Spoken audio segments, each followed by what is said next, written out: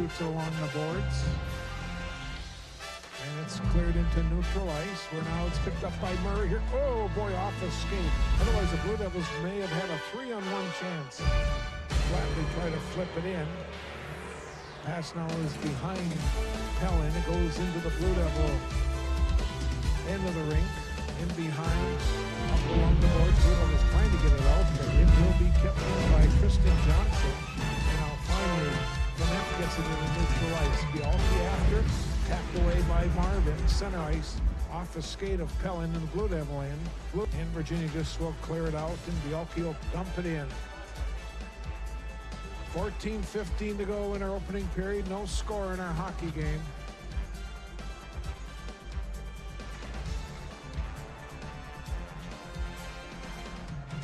This is Marvin off the...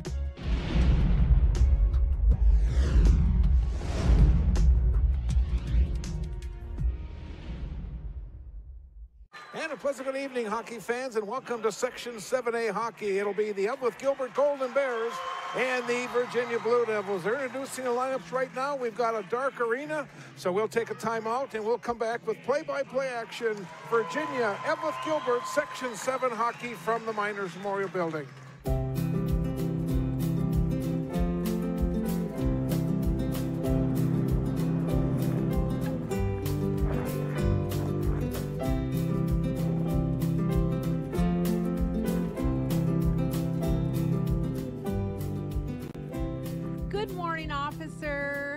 Morning. How's it going today, ma'am?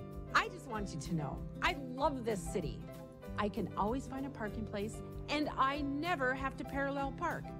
Look here, every car is bunched up over on that side of the street, so it makes it really easy for me to park. And what's so odd is that yesterday, every car was on that side of the street. Well, ma'am. Oh, just call me Yvette. And what was your name? I'm Chad. It's nice to meet you, Yvette. Calendar parking is why all these cars are on this side of the street. Here in Virginia, we have calendar parking, so that way the cars are on the right side, so that way it makes it a little easier. So now, on an even day, you would park on the even side of the street as the addresses. So you see these house numbers over here all have even numbers. So on an even day, you park on that side. On an odd day, you would park on the same side of the street as the odd numbered houses. So during the winter months of November through April, we try to make sure that cars are parked on the even or odd side of the street, depending on the calendar day. So you're going to give me a ticket? I thought you were so nice. I am nice, and I'll tell you why I'm nice. Because the Virginia Police Department, when calendar parking is followed, it ensures that our city crews can get out and plow all the roadways after a major snow event. Also, it makes it a lot safer for all the pedestrians and all other traffic in the area. Besides that, many of the streets in Virginia are narrow, so when it comes to emergency vehicles getting through, it's nice to have all the vehicles parked on the right side of the roadways, so ambulances, fire trucks, squad cars, even just regular vehicles can get through. I am so sorry. I didn't know. Can I tell you something else? Yes, I know. Ignorance of the law is no excuse. What I was going to say is actually during the summer months, calendar parking changes a little bit. We try to make it a little easier for everybody. So from the months of May through October, you only have to worry about switching sides every 2 weeks. So on the first of the month, you make sure that you park on the odd side of the street. And on the evening of the 16th, you swap over to the even side of the street for the rest of the month. And just one more thing. Yes? How about you move your vehicle to the proper side of the street and we'll call it even. Oh, I could just hug you. Can I hug you? No, ma'am. But you need to know that calendar parking always starts the previous evening. So at 6 p.m. the previous night, you always park for the very next day. Call me Yvette. Thank you, Yvette. And a pleasant good evening, hockey fans, and welcome to the Bree Cupoletti Arena, Virginia for tonight's Section 7A playoff action. This is the quarterfinal round. Tonight, the Eveleth Gilbert Golden Bears, a record of 12 wins, 11 losses, and 1 tie, take on the Virginia Blue Devils, 9-15-1. Along with Reed Larson on Bob Cohn, it's game number 3 of the series. Each team has won on their home ice during the regular season. Which team is going to win on the Virginia ice tonight, Reed? Well, that's yet to be determined here, Bob. Going to be a great hockey game here tonight. I'm not going to push one way or the other. I know I could be biased because I used to stand behind the bench on the Virginia side, but I'll tell you what, the Eveleth Gilbert Golden Bears are not ready to roll over and die here tonight. They're ready to put forth a fight. Coach Terrell's been preparing this group all season long for the opportunity to play these guys in this atmosphere, so it should be a good one. Nice crowd, not as quite of a big of a crowd as what we had the last time these teams met, and that was on January 26th, a Saturday night, but it was still a big crowd. Gavin Mackey, Josh James, and Bryce Kopp, the first line for the Golden Bears. Bielke, Oakland, and Zupid starting for the Blue Devils. Shot goes right on, and we are underway here at the Coupe Arena. The winner moves on and plays in the semifinals. Here comes Oakland back for the Blue Devils, and the puck is taken away by Gage Everson in behind the net. Now Troutwine headmans a pass up for Bryce Kopp, and here come the Bears attacking. Goes back out of the zone. Big hit already. Troutwine will pick up the puck to Everson, back in their own zone. Try to hit James, too far. And this will be a quick icing. Nope, they wave off icing. I don't understand why there was no icing. I'm not sure. I think he fell asleep there for a quick second. That happens early on. Big crowd, big atmosphere, sometimes even big wide-eyed for the linesman too. So dumped in by Jack Zupitz. This is Nick Bodette in behind the net. He'll drop it off for Will Troutwine. 1 minute in, comes back to the point. Isaacson, and now it's cleared into neutral ice. Flatley back after it for the Blue Devils. That's Mackey, or check that. That's Pokranich, who is in the lineup tonight, dumping it in. Here come the Blue Devils back. Odd man rush. Pass. They try to get it to Kylan. Shot goes right on in. Puck is loose. And I think it got to Noah Shuck with the first save in that Golden Bear net. Good chance for Virginia. Puck is in behind where it's given to Lind. Up the boards. They try to get it out. That's Kylan. Pass off a skate of Moreland to the corner, and it's cleared out of the zone, but quickly fired back in by Virginia. Again, big crowd here at the Coupe Arena. This is Bodette getting turned back in his own end, and he just shoots it to Lake the ice. And this time it will be icing. I got a second. I got to send out a couple of shouts out there. Carrie Thomas, I heard from her today. She's going to be watching. Carrie Thomas, a Eveleth Gilbert graduate out in the East Coast, and she's cheering for the Golden Bears. Well, that's great. We've got fans all over that are watching these games, and just some great supporters here that we're able to get this live. It's been phenomenal. We'll touch base on that as the telecast goes on here. Both teams just kind of feeling each other out here in the early going. We've got one shot on net on both sides here. One of the shot from the Golden Bears was out from a little ways, was more of a dump-in shot, but a little bit more of a quality opportunity with a shot on net from Tony Chesser and a rebound. Cade Moreland there, quick tap at it, and Shuck with the save right away. So neither team wants to make a mistake here early on. Chesser takes a penalty, and now the Golden Bears will be on the power play for the first chance tonight, and it's taken away by Bielke on the shorthand. Here's Bielke, drops it, nobody there but Will Troutwine of the Golden Bears. Cross ice pass to Elliot Van Orsdale, leading scorer. His shot hit a Blue Devil front. Another shot's in behind the net. Shot along the boards. It'll be kept in by Everson of the Bears. Now to Van Orsdale, high slot area, puts a shot on, and right at the side of the net was Josh James. He could not pull the trigger. Blue Devils trying to clear it out. They do get it out. And an offside is called on Eveleth Gilbert. Just a quick power play here for Golden Bears here, and not really any quality shots to the net there. There could have been a chance there. Van Orsdale with the shot, but deflected off to the side, and Virginia down shorthanded here within the first few minutes of the game. Golden Bears on the power play at 23.5%. Blue Devils on the penalty kill at 81%. Not real bad as far as special teams are concerned there for either team. Considering, again, the schedule that Virginia plays here, not too bad at 81%, considering they started kind of in the 70s as the beginning of the season was filtered. They struggled at the beginning of the year on the PK. Here's Bodette. Tapped away from him. Loose puck is picked up by Bonacato. He'll shoot along the boards. It clears the zone, and now the Bears will have to regroup in their own end with 55 seconds to go on the man advantage. 14 minutes to go in our opening period, no score. This is Tuesday night quarterfinal action. Troutwine shot hit a Blue Devil front, and it's quickly cleared back out. Everson will run it down in his own end. Cam Kryvik on the season, 2.98 goals against, 91% saves. While Noah Shuck is 2.98 with 89%. So two quality goaltenders playing tonight. Yeah, quality goaltenders with good statistics. Virginia, again, probably having a little bit better of a schedule, but at the same time, you know, Eveleth Gilbert played teams like Chaska early on in the season who were rated in the top 10 AA hockey, and they ended up beating that team. So, you know either of these teams can beat anybody. Virginia having a pretty tough go out against Hermantown a couple weeks ago. Both teams can play with anybody. Both teams now at full strength as Virginia able to kill off that penalty. And now we got a hand pass, and we'll have a whistle, and we will have a face-off. Winner will travel to Amsoil Arena 6 o'clock Saturday night. They'll have the opportunity to take on either Hibbing or Hermantown. Hermantown, the defending section champs. For 9 years in a row, or 10.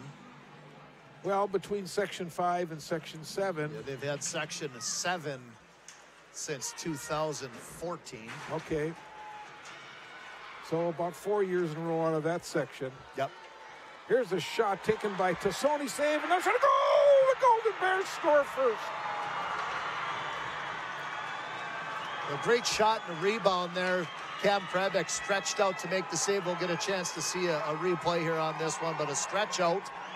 You can see a nice shot to the net here. Kick save and a rebound buried in on the right wing side by Jack Halliday. It's Tassoni that made the original shot there from the side of the net. Left pad got out there, but Cam Kryvik could stretch it out far enough. And Jack Halliday buried the rebound there right underneath, and the Golden Bears are up 1-0.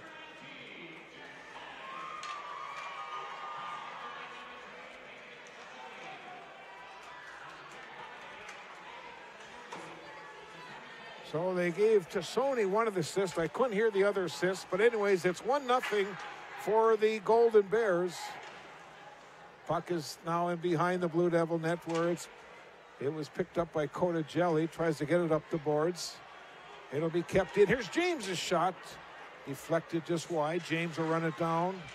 Now Bryce Kopp comes in, tries to grab a loose pike, and here comes Bialke. His pass. Zupins will fire it in. Bears get the first one tonight. Troutwine in behind the net.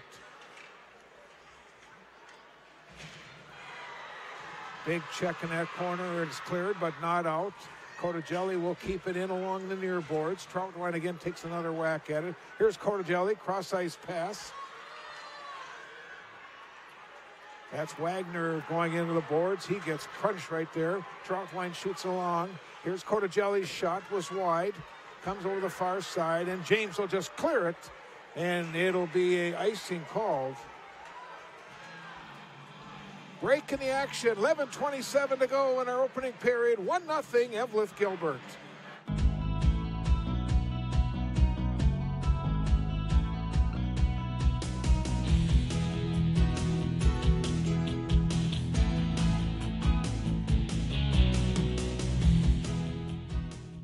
Providing transportation service for the young to the old, for the able-bodied and those who are not quite so able. Arrowhead Transit. It's your ride to get you where you need to go. Call 800-862-0175. Face off in the Golden Bear zone. Wagner will take the draw. For the Blue Devils, it'll be Brandon Lynn. Nope, check that. Yes, it was Brandon Lynn's line. Lynn, Van Orsdale, and Mayer. Mayer shoots it along the boards. It'll be kept in. Puck is loose in the slot area. Van Orsdale could not control it. Virginia going with their third group here, probably trying to rest some of their penalty killers here from the power play that the Bears just had, but they've got their third group out here against Van Orsdale. Myers and Lynn. Meyer, I should say. Here's Flatley controlling the puck off the boards, back in the Eveleth Gilbert zone. Badette headmans a pass to Lynn. Now this is Cole Meyer, puts it right on, and the save is made by Cam Krybeck to the side of the net. Long dump pass, but it's intercepted. This is Everson on the backhand, try to tee it up. Now it goes into the corner with 10:24 to go, and not sure what that signal was. He put both hands up in the air, and well, Virginia also having kind of a difficult time here getting anything going right now. Just the flow of the game for them right now, and I imagine this is a real good strategy of Coach Jeff Terrell just to kind of slow down some of the speed that Virginia has up front. They're doing a really good job of kind of not allowing Virginia to get through the neutral zone with any kind of speed at all.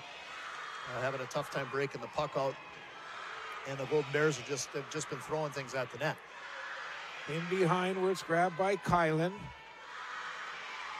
There's a long pass up for Moreland off his stick. It's in the Golden Bear zone. Lynn shoots along the backboards to Troutwine. Off the boards. It'll be kept in, and we've got a penalty. It looks like the Golden Bears are going to go in the power play again. Well, Bailey Bonacato is going to go for one. I'm not exactly sure here what the call will be. We'll see on the replay. Could have been an interference, but he still have a man down here,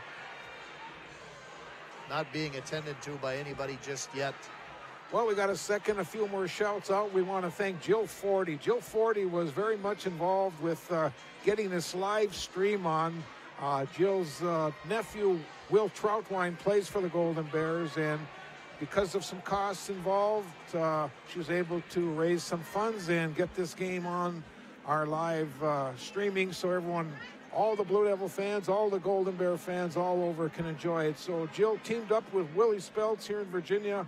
They got things going, and I'll tell you, I can't thank them enough for everything that they've done to get this game on. Even my buddies down in Florida are watching tonight. Clyde and Carrie down there. We got a shout out to Tammy over on A Street. Tammy's awesome. Watching tonight over on A Street, you know. Yep. No, it was great how that happened here today. Getting text messages at about 10 o'clock this morning and asking how could we get this thing live, and you know, just some things that we have to take care of on our end here, and it's just phenomenal that we're able to touch base with Willie and Jill and get this thing going for all the fans all over the United States and all over the world. I suppose there's people that have watched some of these streams from other countries as well too, but such a good thing that we have here, the ability to do. You know, I'm not sure if Carrie Thomas heard me earlier, but I'm going to send another shout out to her in New Jersey, because I know it's an hour later. You know, sure. You know, she may be sleeping already, but if she's not sleeping, hello to Carrie Thomas. I used to always enjoy going over and visiting with her folks. Two wonderful, wonderful parents. She had Carol, who worked at the City Hall in Eveleth, and then her father, Lowell, who I always saw him over at the Hippodrome doing all the hockey games over there. Two wonderful parents, and again, we're glad that Carrie is watching tonight over on the East Coast. Here's Troutwine in behind the net, controlling the puck. Power play to Van Orsdale. Drops it back for Troutwine. Pass up for James. It's intercepted by Cotagelli. Put back into the Golden Bear zone. That was a 5-minute penalty was called on Bonacato, so it could have been a boarding call or a check from behind. I don't know if a 10-minute was assessed. A lot of times when you see the 5-minute major with no 10-minute, it could have been because it was an open ice hit. If it's up against the boards and it's a check from behind, it's 5 and 10, maybe even 5-minute game. So as of right now, I only see one Blue Devil in the box, which means probably no 10-minute major attached to it, but definitely 5. So it was probably an open ice check from behind. 4:16 to go on that 5-on-4. And a save made. This is going to have to be for the Virginia Blue Devils. This is going to have to be something that they can try to put a real good Band-Aid on here for the next 5 minutes. The Blue Devils are going to have to do a lot of work to break this power play down and to be able to kill this baby off. A 5-minute major with a team that's already got 1 goal on the board and an opportunity to score as many as they can over the course of the next 5 minutes. 9 minutes to play in our opening period from the Brie-Coupolette Arena. That's Mackey giving it off to Kopp. Back to the point, Troutwine. Now Meyer trying to control it. Bialke took a whack at it. Bialke in behind his net. Fires it off the boards. And it clears the zone. Here comes the blue. Bialke almost got a pass, but he gets knocked down. And we've got a Golden Bear interference penalty coming on Lind. Well sold by number 8. Well sold. You can see this play here. Nice little pass by Tony Chesser to center ice. And a definite interference penalty right there at center ice in order for them to even the score up here. It should say even up, even or down from the man advantage to 4-on-4 here.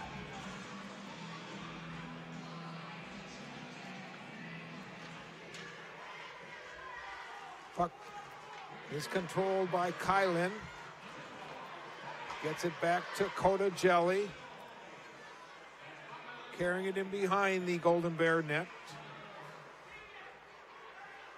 And it's tipped out. Here comes the breakaway. Van Orsdale coming in. And a play by Kryvik, and we got a penalty coming on the Blue Devils. Here's a shot. Comes back to the point, and again a whistle. And the Golden Bears are going to have a 5-on-3.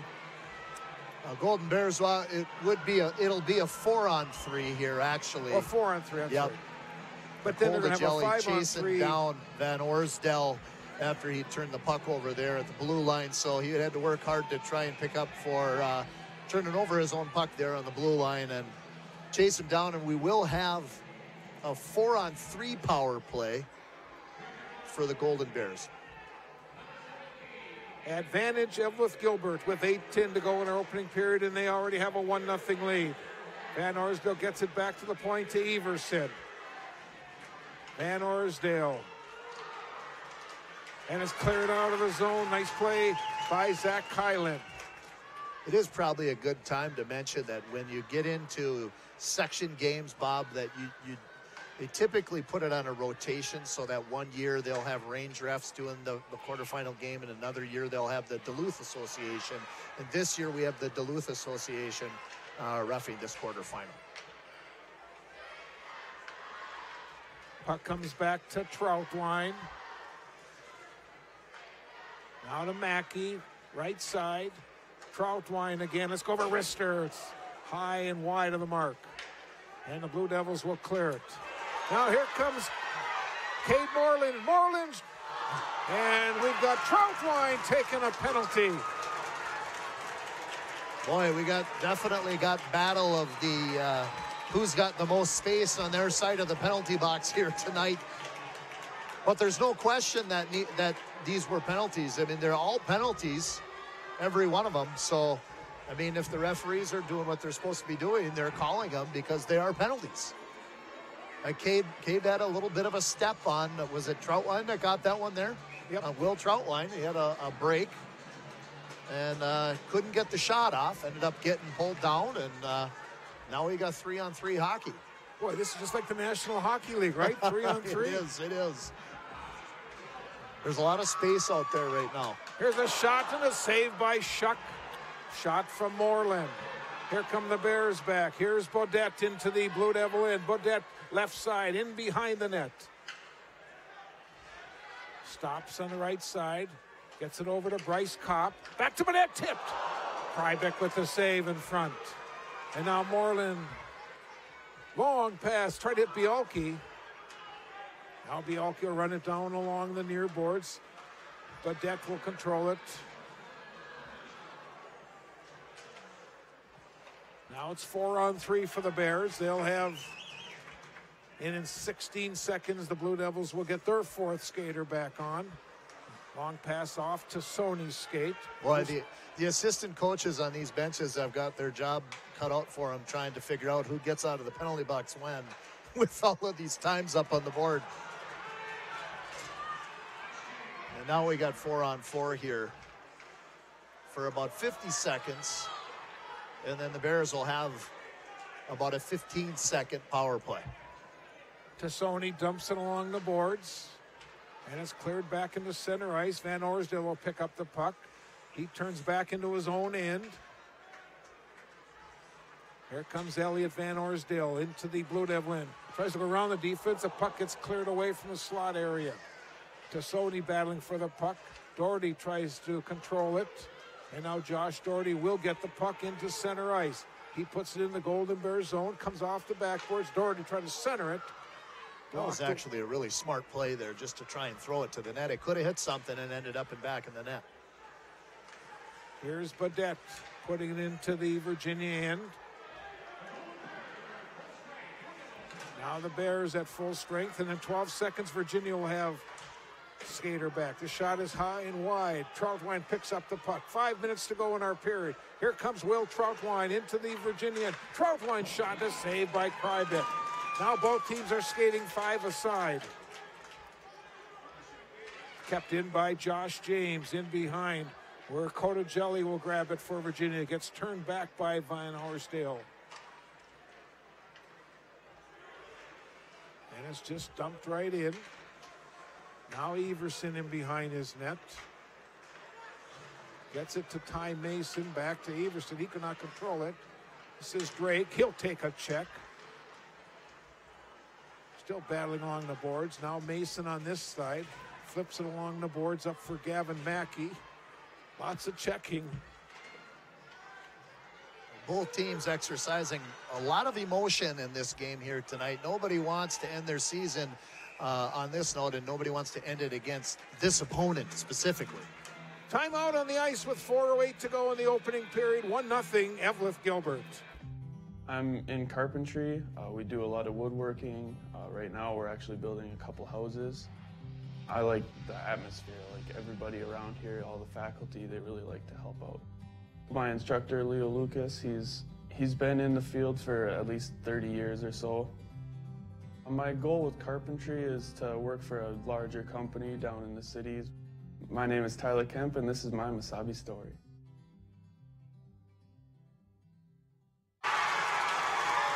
As we come back, Cade Moreland ties the game with 3:55 to go in our period.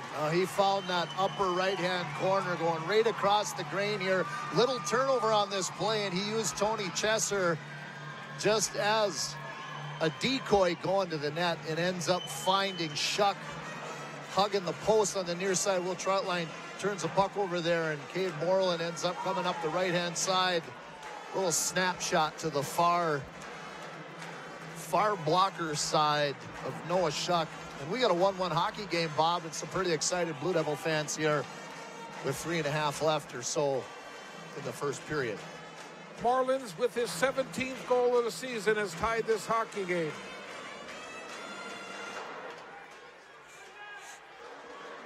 Now Cotagelli, long pass. Here come the Blue Devils once again. Here is Zupitz, tries to get it to Kylan, the puck is loose.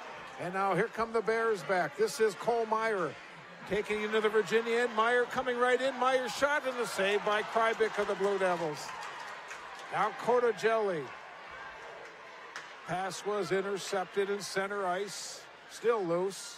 Kicked around and finally picked up by Bailey Bonacato. His shot right on. Shuck with a save with 3:08 to go in this first period. Just an absolute laser of a shot there as he comes across the green to shoot that thing. And again, Bailey Bonacato just cuts right across the middle, takes a quick shot on Shuck. Just trying to keep him honest here in the first period. And not a whole lot of chances towards the Golden Bear net, with just a couple. And one of them ends up in the back of it.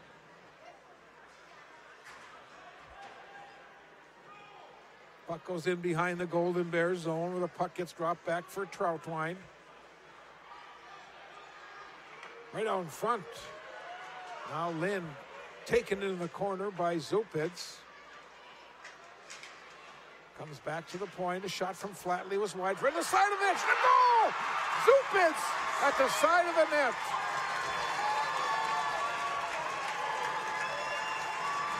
Well, you can utilize these boards on a lot of different rinks, and we were actually just talking about this before the game, that if you play it off the back side of the boards behind the net the right way, it may kick out right in front to the other side, and it just did that. It did just that.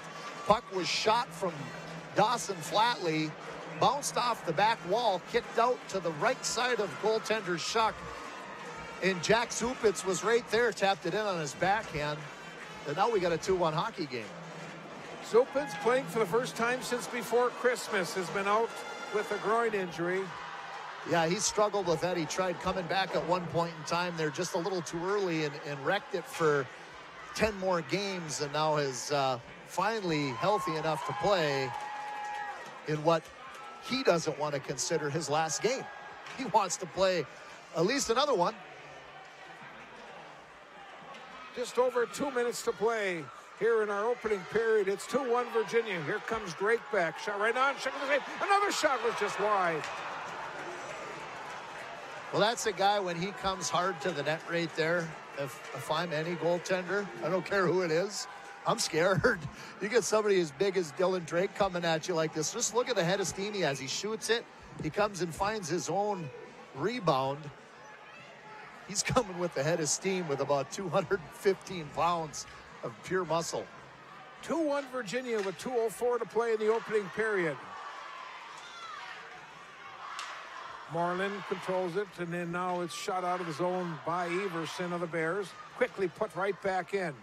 Here's Everson to Troutwine in their own end.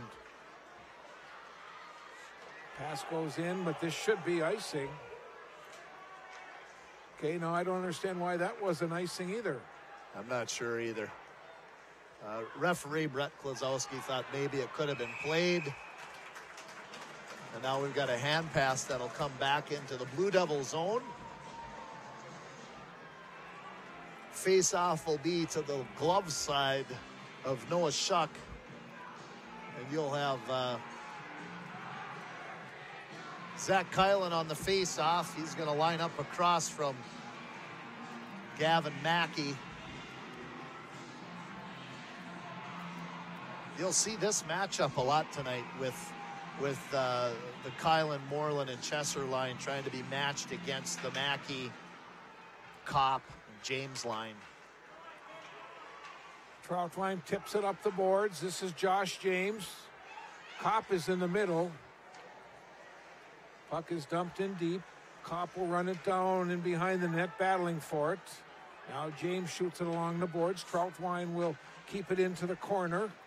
Now puts it in behind the net, coming up on our final minute of the opening period. Cotagelli can control it. Now here comes Kopp back for the Bears. Kopp's shot was wide. Kept in by Everson of the Golden Bears. And now a long pass. This is Nick Badette in center. Now into the Virginian. Badette trying to tee it up on the forehand. Backhand shot goes right on. Save is made. Badette continues to run down the puck on the far side. Back to the point. A shot from Kopp was wide. Blue Devils 2, Golden Bears 1, Section 7 hockey on this Tuesday night. Now Kylan will take it in behind his own net. Almost had it taken away by Gavin Mackey. And finally Chesser will control it. Gets it up to Moreland. Here comes Cade Moreland in zone. Couple nice moves. A shot. Oh, off the shoulder of Schuck. 15 seconds to go in our period. Good save by Schuck of the Golden Bears. A couple nice little moves by Cade Moreland and a better save by Schuck to be able to get that shoulder up and stopped it exactly in the same place that Moreland scored last time. And the clock runs out in our opening period. We've waited one period of hockey from the Coupolate Arena. Virginia 2, Eveleth Gilbert 1.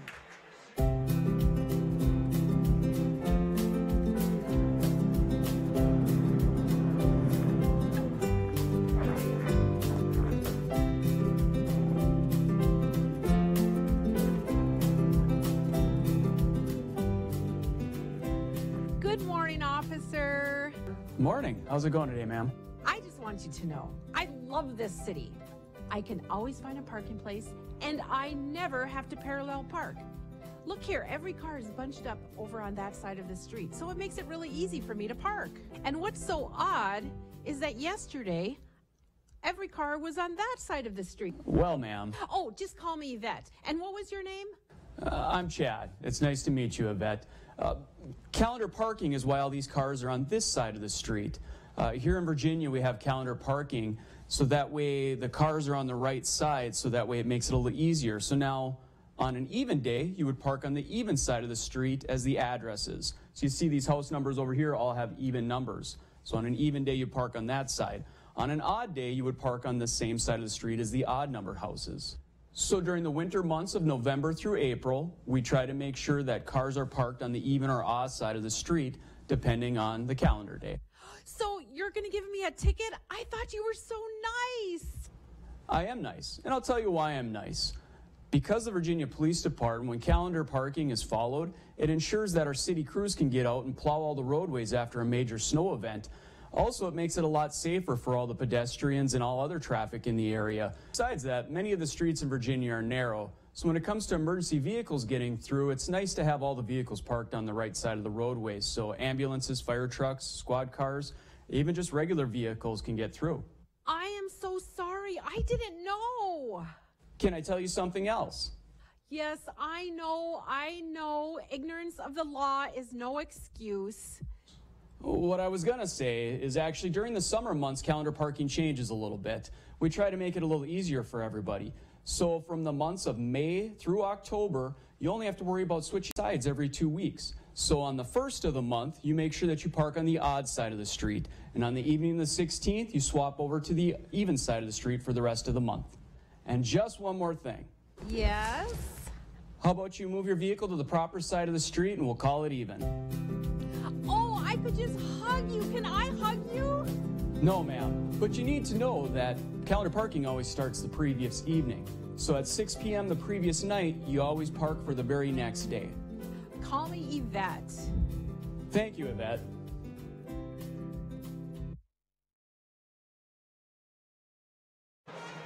Welcome back to the Coupolette Arena in Virginia. And it's time now for the Arrowhead Transit intermission show, where we run down the stats and the scoring in the opening period. Again, the Arrowhead Transit at 1-800-862-0175, or check them out at the web at arrowheadtransit.com. Our stats in the first period: both goaltenders made 10 saves. Cam Krybik for Virginia and Noah Schuck for Eveleth Gilbert. Penalties in the opening period: the Golden Bears had 2 for 4, and Virginia had 3 penalties for 9 minutes. That's the stat portion of our show. Now let's look at the scoring in the opening period. The Golden Bears got the first goal of the night. At 4:11, Jack Holliday scored on the rebound. Here comes Halliday in, and Tassoni gets the assist, making it 1-0. Then the Blue Devils on a turnover. Here comes Cade Moreland getting his 17th goal of the season. That tied the game. And then finally, Jack Zupid scored at 14:18. Flatley got the assist, and that made the score. We'll show you a second angle of that. Yeah, it looked like Flatley had the first assist, and probably Brett Oakland would be assessed with another one. He made the pass out there. It's a nice little play off the backside of the boards, Bob. Good play. 2-1 is our score, and that's the scoring and statistics of our Arrowhead Transit intermission show. Again, the Arrowhead Transit at 1-800-862-0175. Check them out on the web at arrowheadtransit.com. We'll take a break. We'll come back, and we'll talk about this first period and get ready for our second period. This is high school hockey Section 7A from the Coupolette Arena in Virginia. I'm Jermaine. I'm from Milwaukee, and this is my Masabi story. My name's Laura. I am from Virginia, Minnesota. I've been a lifelong Iron Ranger, and this is my Masabi story. My name is Hannah. I'm from Hermantown, and this is my Masabi story. The faculty at Masabi Range College, they really care. I'm very impressed with the way the staff has worked with us. Oh, I love the program. Absolutely love it. I couldn't imagine doing anything different.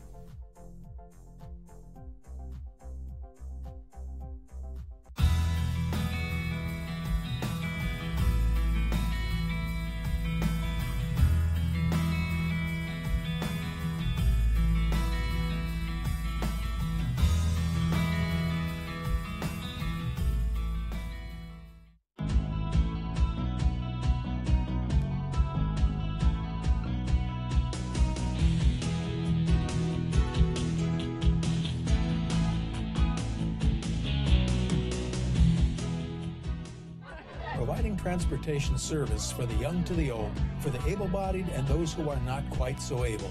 Arrowhead Transit. It's your ride to get you where you need to go. Call 800-862-0175. Roosevelt Elementary School continues to infuse new technologies into the classroom. Hands-on project-based learning prepares students for higher-level thinking skills. Region-based education allows students to learn in their own communities. Roosevelt Elementary School is consistently performing at the highest levels on the MCA reading and math tests. Academic achievement is of the utmost importance. Roosevelt Elementary School. Good kids getting even better.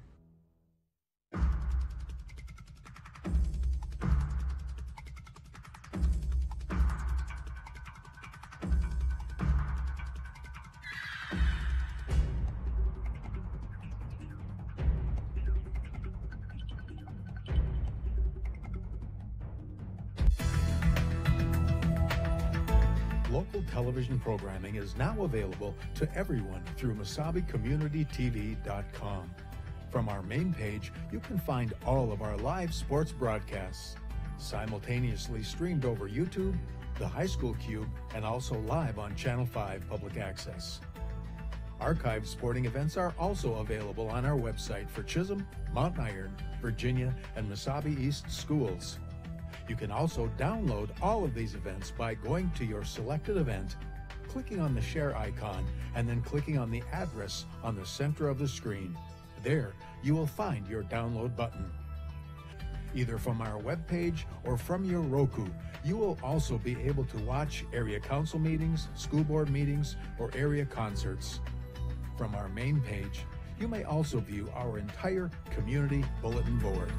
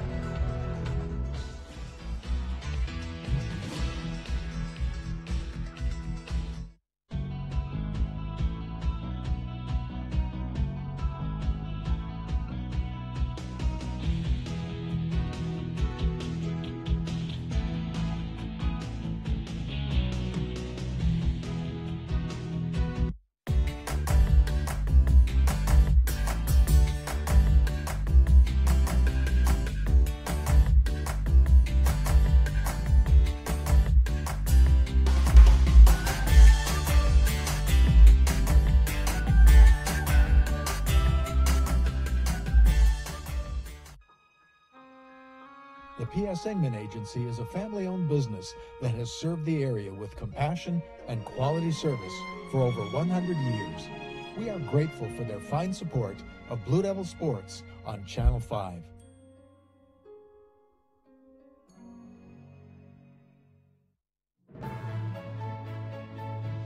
With the support of many fine sponsors such as these over the years, Mesabi Community Television and Locker Talk have been able to continue expanding.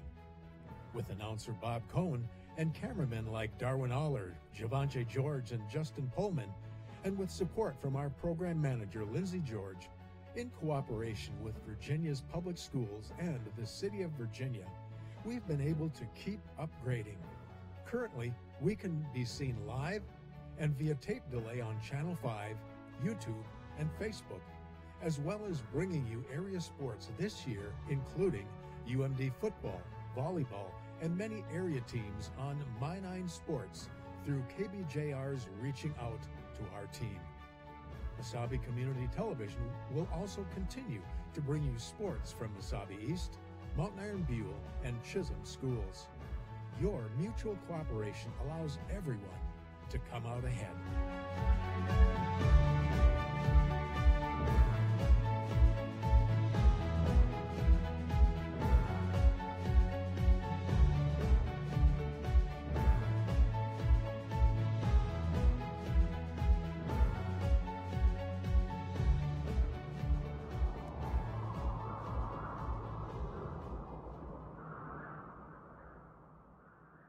Welcome back to the Bree Coupelette Arena, the Miners Moore building.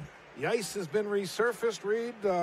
Pretty entertaining first period. The Blue Devils got the better of the bounces in that period. Bears got the first bounce. Virginia got the second bounce, and then Moreland hits that hard shot. So I think they're pretty even right now.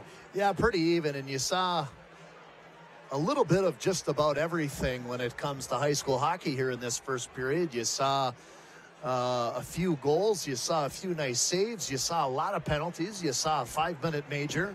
You saw both teams' ability to put out both sets of special teams. Definitely got through the benches of both teams, and both coaches have been tested here as far as what they're going to do in special situations. So best of the best when it comes to high school hockey here, and especially Section 7A. This is a good matchup. Great rivalry, and it's always fun to be in this building. This is the first time I've been in this building in this particular seat, being able to soak in the atmosphere of this many people at a hockey game. It's pretty fun.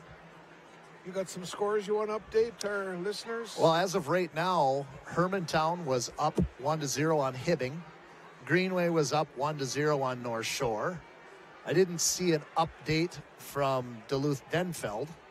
But I did see an update from Section 7 AA, where Grand Rapids is down 2 goals to Cloquet-Esco Carleton. So those are what I've seen so far, and I'll keep continuing to hit Twitter to see if I can get some updates here and there as the telecast goes on here. Sounds good. And again, we just want to thank Jill Forty and Willie Speltz for getting together today and working on that we are able to live stream this game for all our viewers all across the world. And thank the without their help, we would have never been able to get this game on the live stream due to the Minnesota State High School League and also Section 7. Well, and thank the Queen City Facebook Queen, Tammy Speltz, for getting that going as soon as it was a done deal with Jill and Willie to get this going. It was up on Facebook within a minute of time.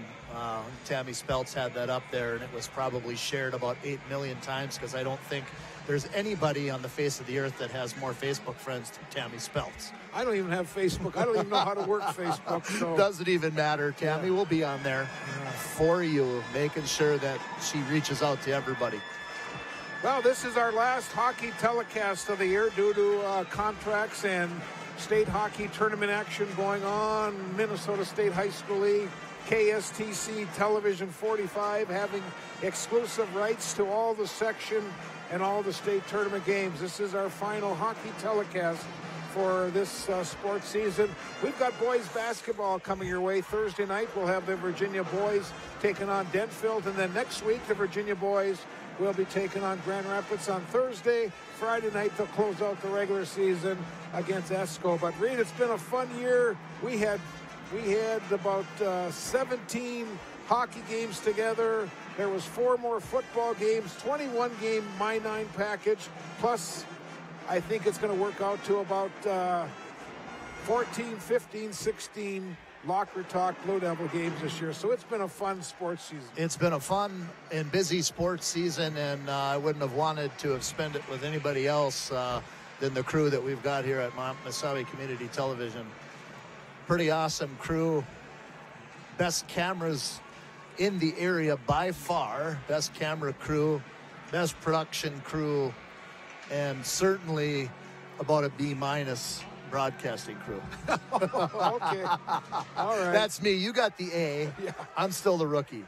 And of course, we want to thank our main camera guy tonight, Givenchy George. He's doing a main camera by himself tonight due to other issues that we have going on with other meetings going on. So again, he's doing a great job with that main camera. Just underway, we've got an icing, and we'll have a face-off all the way back into the Virginia end. And actually, Bob, I've got some friends that are down in my old town of Wilmer watching as well, too. So if I can throw a shout-out to Matt Kubish and the girls, if they're listening right now, I'll give you a little shout-out here to Cardinal Country down there, because they're watching some great hockey up here on the Iron Range, a Section 7 quarterfinal.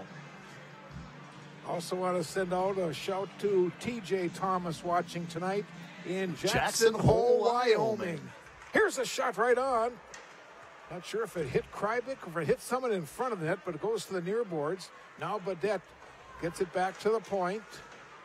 Fires it in behind. Troutwine trying to stuff it. Another shot by Troutwine. The puck is cleared away from the slot. This is Lind. Right out in front, the puck is headed again, but then it's cleared away and it's cleared back into the Golden Bear zone. Everson gets there just ahead of Bielke. Now Bielke runs in and tries to control it along the near boards. Shot taken and a save made by Shuck. Boy, what a fast start to our second period. Yeah, a couple of good opportunities for the Golden Bears there, quick. And a couple of real nice saves by Cam Krybek to keep this thing with a little bit of that 1-goal insurance marker for the Blue Devils. But you can tell that the Golden Bears see light at the end of the tunnel here right now. It's been a while in this building since they've seen the light at the end of the tunnel in a playoff game. There's been quite a few times over the course of the last decade where these two teams have met in this building in the playoffs, have not met at the Hippodrome for quite some time for playoffs, but the Bears have not been successful in this building since I've been around, and they feel like tonight's the night. Doherty will keep it in. Here is Moreland's shot, was just wide. Now Badette will pick up the puck, gets it up the boards. This is Kropp, and Kopp could not control it. Moreland coming back into the Golden Bear zone. Here's Moreland's side, tapped away from him, but then it's fired in by Chesser. Just over 15 to go here in our second period. 2-1 Virginia. Flatley now will get it in deep to Chesser. He lost control of it. This is Bryce Kopp in the corner. Here comes Kopp.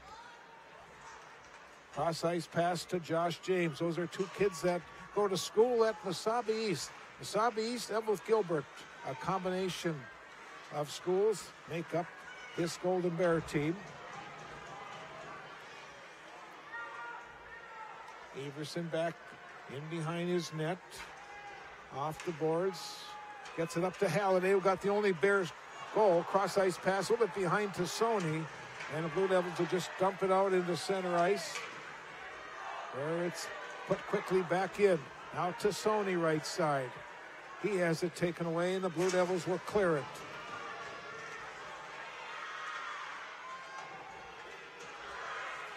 Lots of hitting. 14:20 to go in the second period.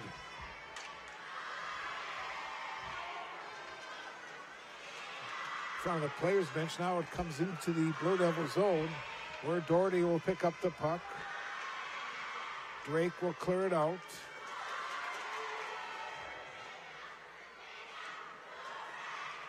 That's Brandon Lind, gets it to Everson. Here's a shot from Zupitz, just wide. Bielke's pass comes back to the near boards, where Zupitz will dump it in deep once again for the Blue Devils. Flipped up, and it's grabbed by Halliday. He could not control it. Bonacato took a whack at it. Now Bonacato will control it. Off the boards, try to hit Oakland. He'll take a check and loses the puck. Seems like more people have made their way into the Hippodrome. I'm not sure if it's start of the second period, they take away, they don't start charging tickets or what. But usually it seems like a lot more. Yeah, usually they don't put it away until the second period. Right out in front, a shot was just wide by Oakland. He had the goaltender beat. We definitely have seen a lot more people, though, come in to the building here. If I had to make a guess as to how many in attendance here at the Bree. We have a break in the action with 13:03 to go in our second period.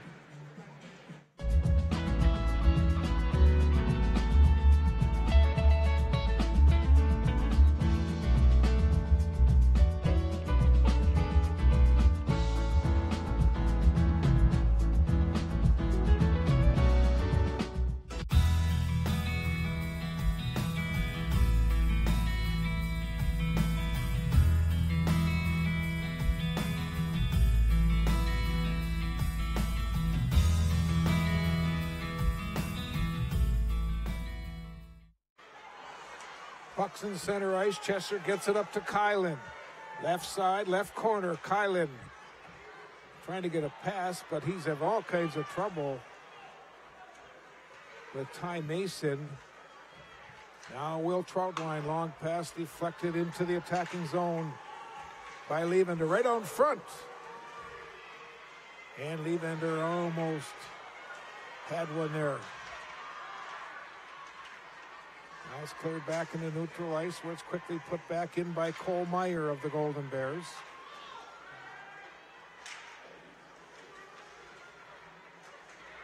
This is Moreland trying to control the puck. Moreland shot, hit a Golden Bear, back to the point. Cotagelli gives it back to Moreland. Right out in front, a shot, goal! Out in front, the Blue Devils score. May have been Devin Wagner. It looks like it was Davin Wagner in front of the net there, and a great play back and forth from Cade Moreland to Nathan Cotagelli. Back to Cade Moreland, and Moreland just finds a stick in front of the net. Just so happened to be Davin Wagner or Ryan Scherf, one or the other. I couldn't tell whose stick it hit. But at any rate, doesn't matter which one it was. One of those guys got a piece of it. And now we've got a 3-1 hockey game. Well, we'll wait for the official scoring. It looked like it was the near stick, the closest stick, which was Davin Wagner's. Shot goes right on. Shuck with the save. We're waiting for Johnny Hockey to make the announcement. Johnny Hockey. Sure.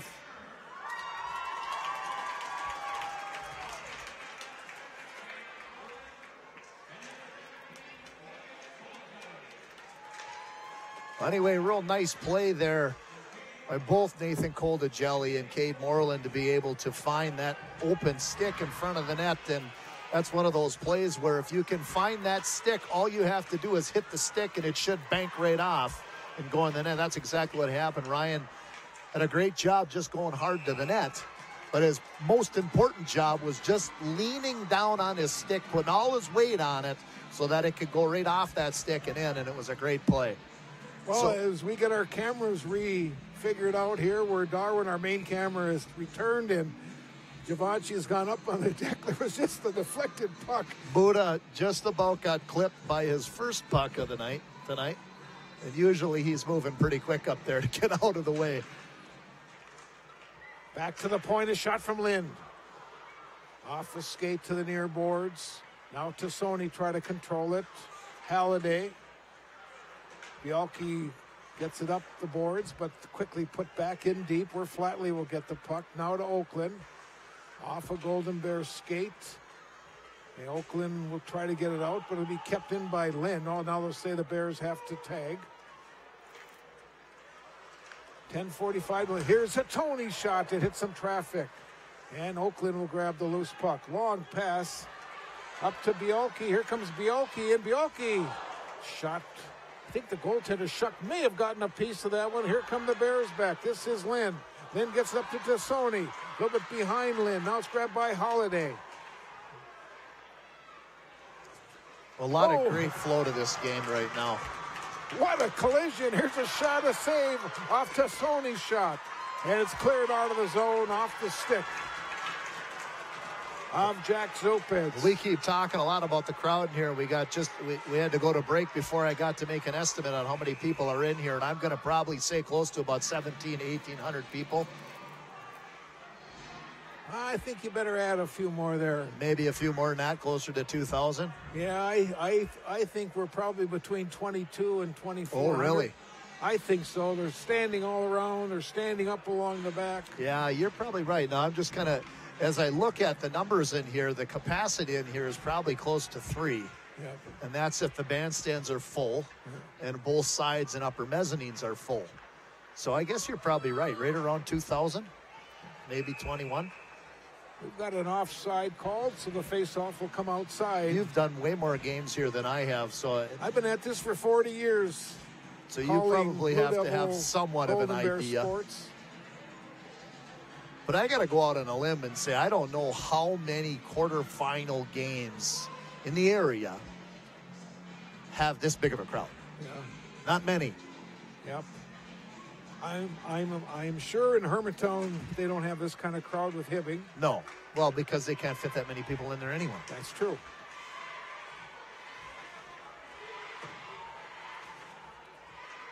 9:40 to play in our second period. Virginia with a 3-1 lead over Eveleth Gilbert.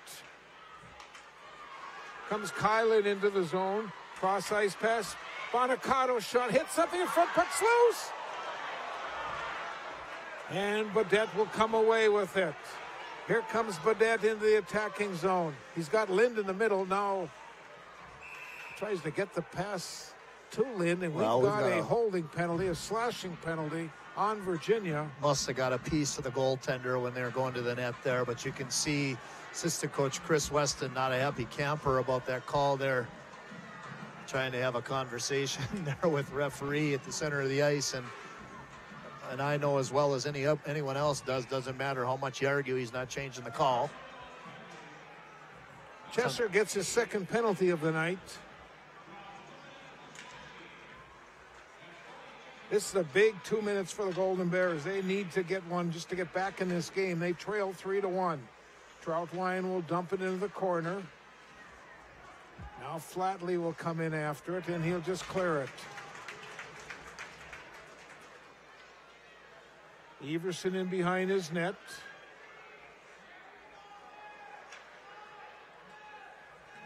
James in center ice. Left side. Shoots along the boards to Van Orsdale.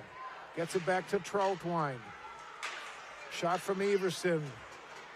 Get a stick, will deflect it to the side of the net, and Flatley clears it along, and it's cleared.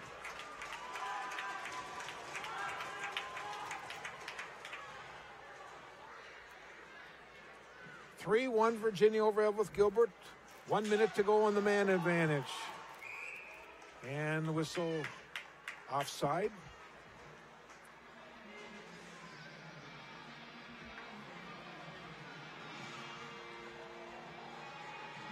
We've got about 8 minutes left here in the second period, and a very good tempo to this hockey game. Virginia with a minute left on the kill. And Eveleth really pressing here to see if they can't get one more notch on the scoreboard here before they go in for the period break, Bob. Puck again is dumped in. The Blue Devils doing a good job on this penalty kill, where they are clicking at about 81% on the season. Here comes Troutwine back. Will shot right on, and Krybeck finds it, holds on to it.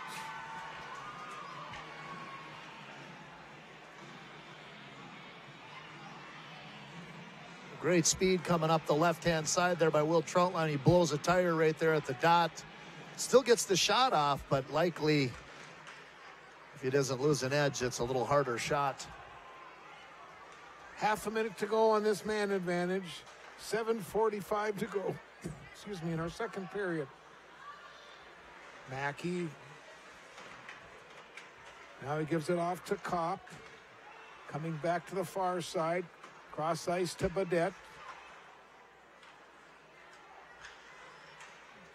Everson back to Badette. Moreland tipped it away, and it's cleared. Well, that's going to be enough for the Blue Devils to get their penalty killed off and back to full strength.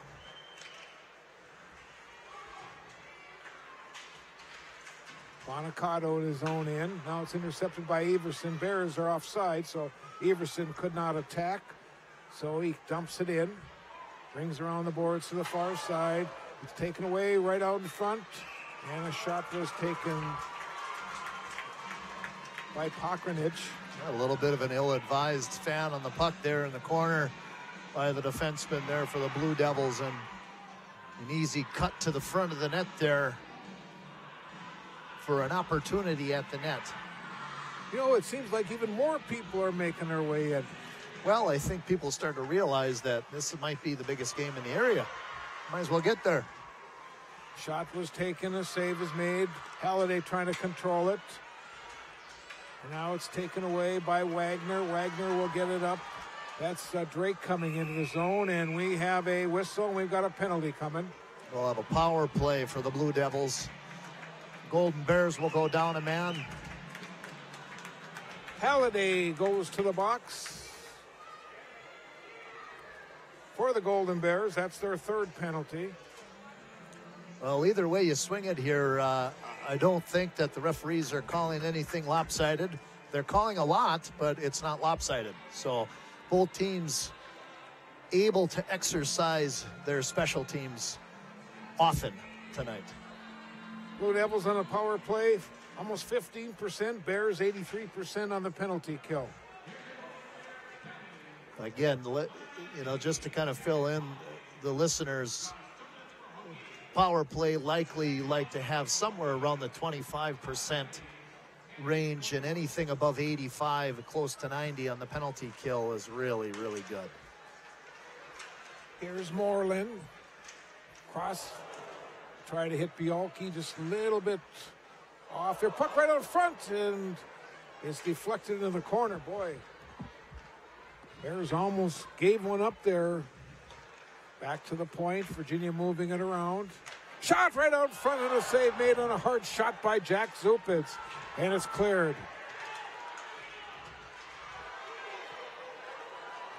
Well, that was the guy to find in the middle there. They found Jack Zupitz in the middle of the 1-3-1. But the one-timer just made a nice save with Shuck.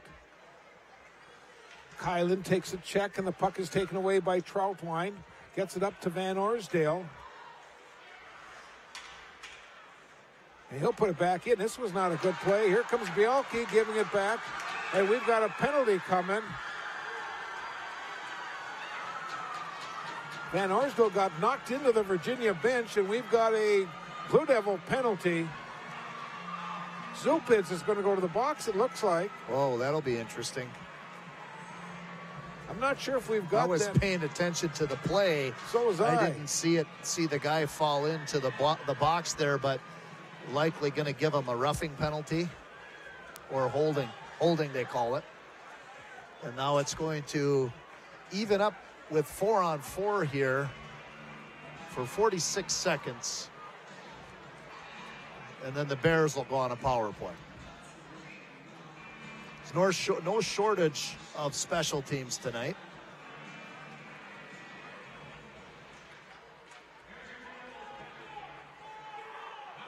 Cotagelli in his own end. Long pass off a skate into the Golden Bear end, but Kopp will pick up the puck. Shoots it off the backboards to Beaudette. Comes back to Everson. Off the glass. Comes off very funny. And now here's Beaudette into the Blue Devil end. Going left side. Nick Beaudette carrying it in behind the Virginia net. Comes back to Everson. He's shot deflection in front. Good block shot there by number 17, Cotagelli, in front of the net there, eating pucks on the 4-on-4.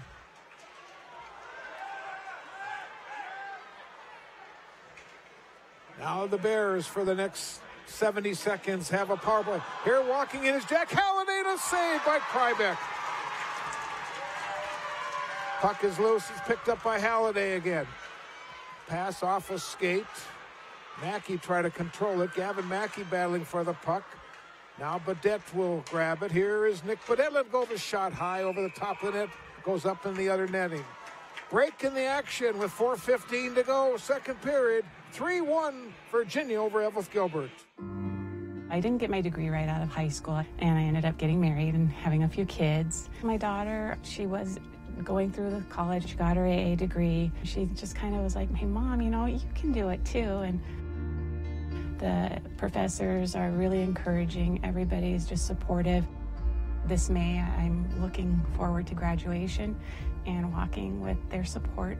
My name is Desiree, and this is my Mesabi story.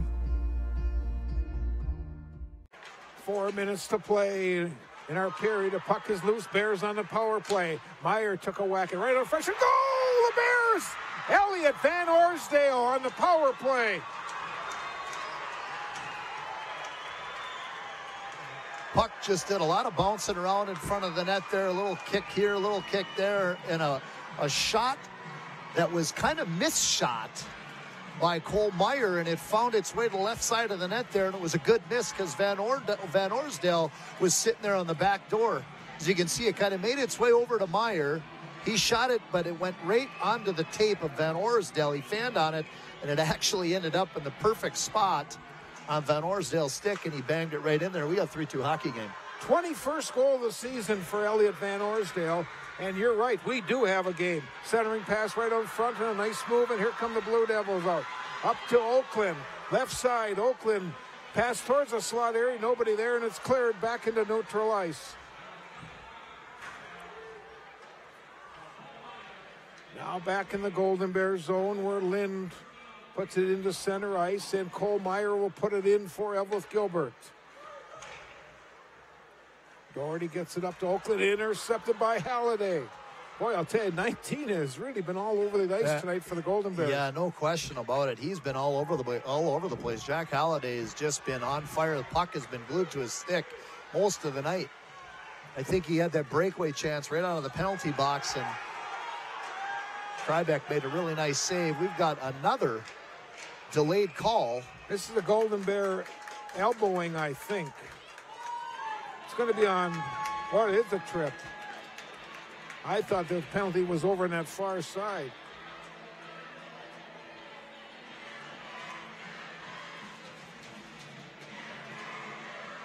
Well, definitely no shortage. No shortage of special teams tonight. And, you know, again, we mentioned this before. These aren't referees that we see normally around here on the range. They try to mix it up a little bit, so these guys come from the Duluth area. So a lot of the Duluth area schools see these guys most nights of the week when they're at home. Marlin's one-timer was just wide. We got a high stick. High stick, and that face-off will go all the way out. It's almost like the play where the Washington Capitals have Ovechkin on that left side. Yep. Well, it's the same power play that they're working. So the position that Cade Moreland is on the power play for the Blue Devils is the same position that the Capitals have Ovechkin in. And if you think about the positions, they have Jack Zupitz in the middle where the Washington Capitals put TJ Oshie. 2 minutes and 40 seconds to go in our period. Power play time for Virginia. Here comes Moreland into the Golden Bear zone. 3-2 Virginia over Eveleth Gilbert. Section 7 hockey. The winner moves on and plays Saturday night at the Amsoil Arena. They will check out and play against the winner of Hibbing and Hermantown.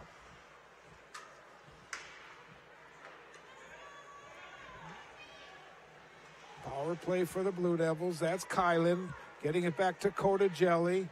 Now Moreland. Another shot was taken. Puck is loose in behind the net. Under 2 minutes to play in the period. Moreland will control it, get it back to the point to Zupitz. Now Bialke. Moreland, cross ice pass to Kylan. Back to the point to Coda Jelly. To Kylan. Here's Moreland. Shot was high and wide, rings around the boards. Coda Jelly keeps it in for Virginia. Blue Devils have another 30 seconds on this 5-on-4. Under 90 seconds to go in the second period. Now Bialke gets it to Kylan. Here's Zach Kylan, lost control of it. But it'll be kept in by Coda Jelly. Moreland now. Coda Jelly's blast. Kylan over on the far side. Cross ice. Says Moreland. Kylan right out front, and they try to get it to Bialke. And now both teams are skating 5 aside as we are into our final minute. Here come the Bears back. A shot over the top of the net by Porkernich. Now it's intercepted by Bialke. Here comes Bialke, and he gets puckets knocked away, and we've got a Golden Bear penalty coming. A penalty shot. This will be interesting for the viewers. He called a penalty shot as Bialke was clearly off to the races, and they're going to call penalty shot here. This could be fun for the viewers to watch, but you could see Bialke would have been free and clear with his speed, and it was a diving trip. So the purpose for that is the player has to be off in the clear, and you saw that. I believe it was Cole Meyer that dove and tripped him with a diving trip. So you got Bialke and a penalty shot.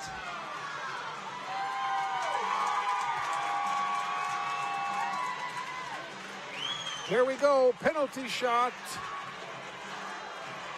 He gets one crack at it. 41.7 seconds to go in our second period. Virginia with a 3-2 lead.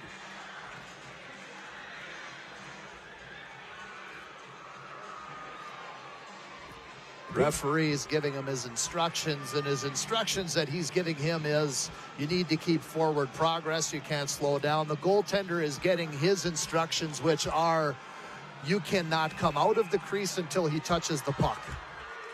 Here we go. Here comes Caleb Bielke on the penalty shot. Shot, goal!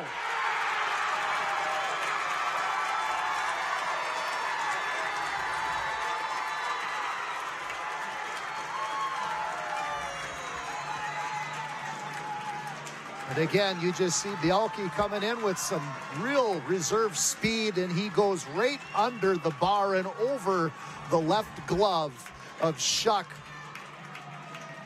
It increases the lead for the Blue Devils. Take a look at this angle. What a great angle here from Buda up top, and you can see it perfectly right over the left glove side of Schuck.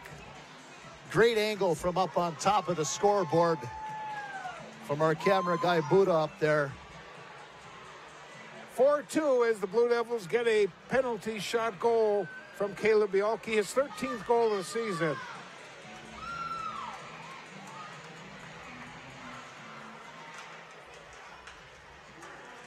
Closing seconds of the second period. Here's a shot by Van Orsdale, save made. Puck is dumped in deep. Van Orsdale try to control it. Shot along the boards to this side to Lynn. 25 seconds to go in the period.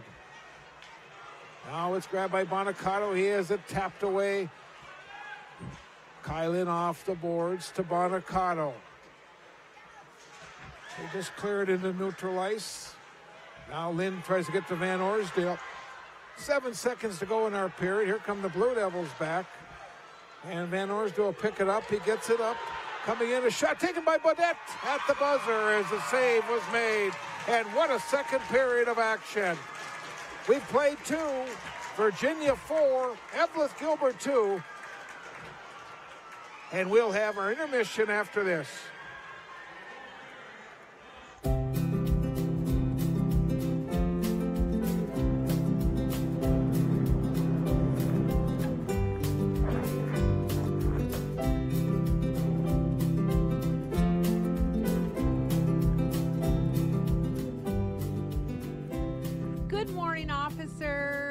Morning. How's it going today, ma'am?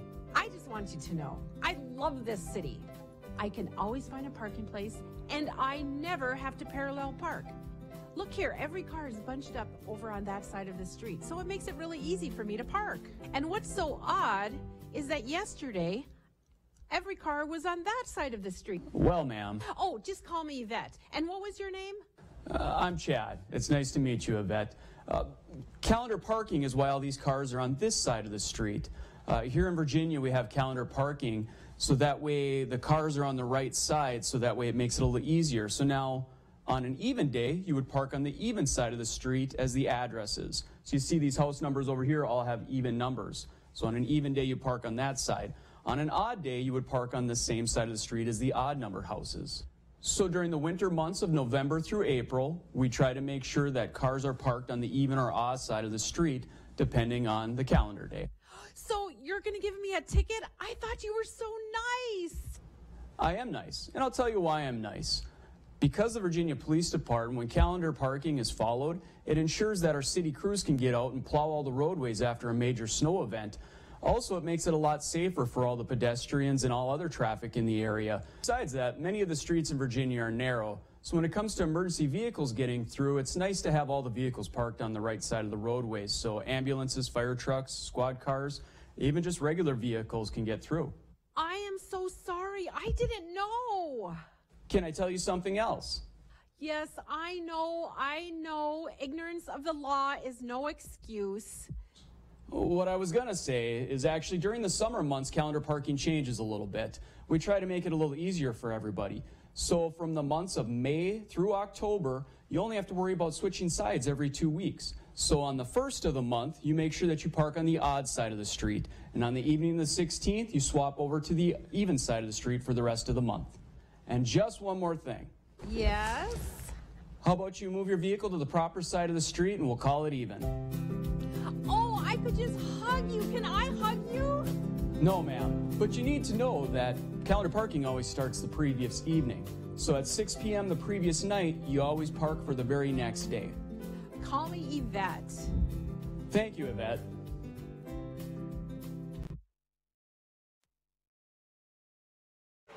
And welcome back to the Coupe Arena, the Miners Memorial Building in Virginia. This is quarterfinal action of the Section 7A Boys Hockey Tournament featuring the Eveleth Gilbert Golden Bears and the Virginia Blue Devils. Time now for our Arrowhead Transit intermission show, where we run down the stats and the scoring in that period. And the stats first, Cam Krybeck had 12 saves in that period. He's got 22 saves after 2 periods. Noah Shuck made 10 in that period. He now has 20 after 2. Penalties, the Blue Devils took 2 in that period. They now have 5 penalties for 13 minutes. Golden Bears also had 2 in that period. They now have 4 for 8 minutes. Let's look now at the scoring, as those are the statistics sponsored by the Arrowhead Transit. Here are the 3 goals in the period. 5:06 of the period. Ryan Scherf gave the Blue Devils a 3-1 lead. Cotagelli and Moreland got the assist, and that made it 3-1. Then the Bears came back on a power play. Elliot Van Orsdale scoring for Eveleth Gilbert right there. That was a power play at making it 3-2. And now here is the penalty shot. This is the goal scored by Bialke, giving the Blue Devils their 4th goal and a 4-2 lead in the hockey game. Our stats, our scoring, sponsored by the Arrowhead Transit at 1-800-862-0175, or check them out on the web at thearrowheadtransit.com. We'll take a break. We'll come back, and we'll look forward to our final period of hockey action. 17 minutes remain. Virginia on top of Eveleth Gilbert by a score of 4-2. I'm Jermaine. I'm from Milwaukee, and this is my Masabi story. My name's Laura. I am from Virginia, Minnesota. I've been a lifelong Iron Ranger, and this is my Masabi story. My name is Hannah. I'm from Hermantown, and this is my Masabi story. The faculty at Masabi Range College, they really care. I'm very impressed with the way the staff has worked with us. Oh, I love the program. Absolutely love it. I couldn't imagine doing anything different.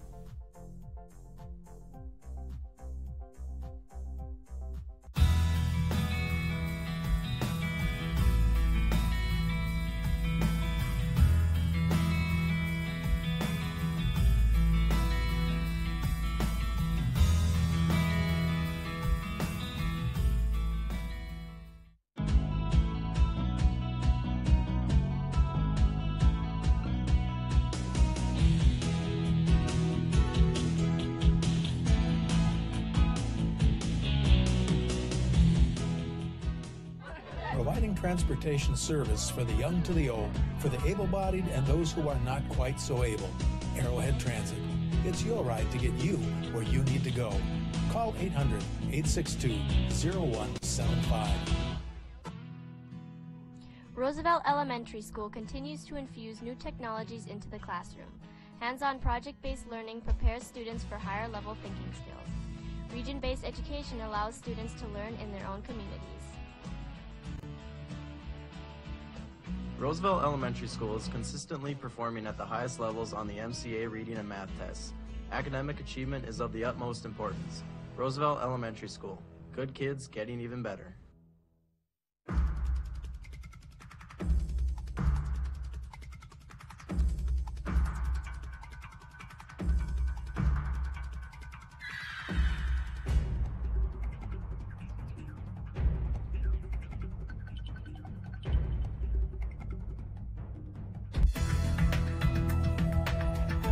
Local television programming is now available to everyone through MasabiCommunityTV.com.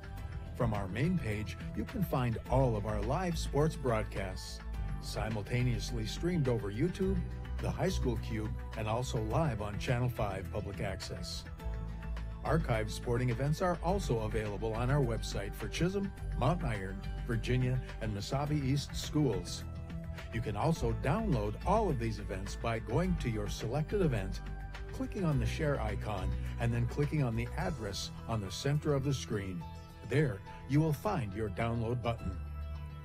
Either from our webpage or from your Roku, you will also be able to watch area council meetings, school board meetings, or area concerts. From our main page, you may also view our entire community bulletin board.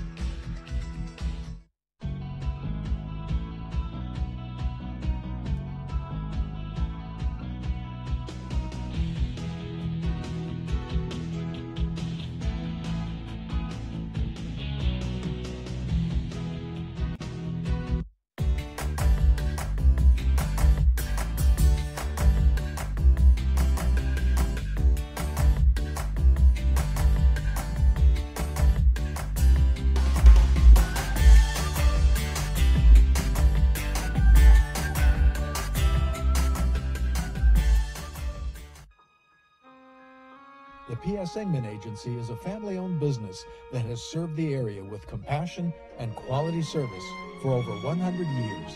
We are grateful for their fine support of Blue Devil Sports on Channel 5.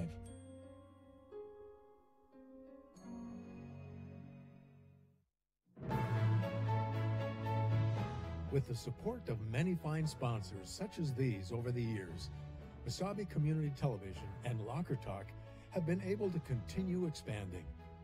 With announcer Bob Cohn and cameramen like Darwin Aller, Javante George, and Justin Pullman, and with support from our program manager Lindsay George, in cooperation with Virginia's public schools and the City of Virginia, we've been able to keep upgrading. Currently, we can be seen live and via tape delay on Channel 5, YouTube, and Facebook, as well as bringing you area sports this year, including UMD football, volleyball, and many area teams on My9 Sports through KBJR's Reaching Out to Our Team. Mesabi Community Television will also continue to bring you sports from Mesabi East, Mountain Iron Buell, and Chisholm schools. Your mutual cooperation allows everyone to come out ahead.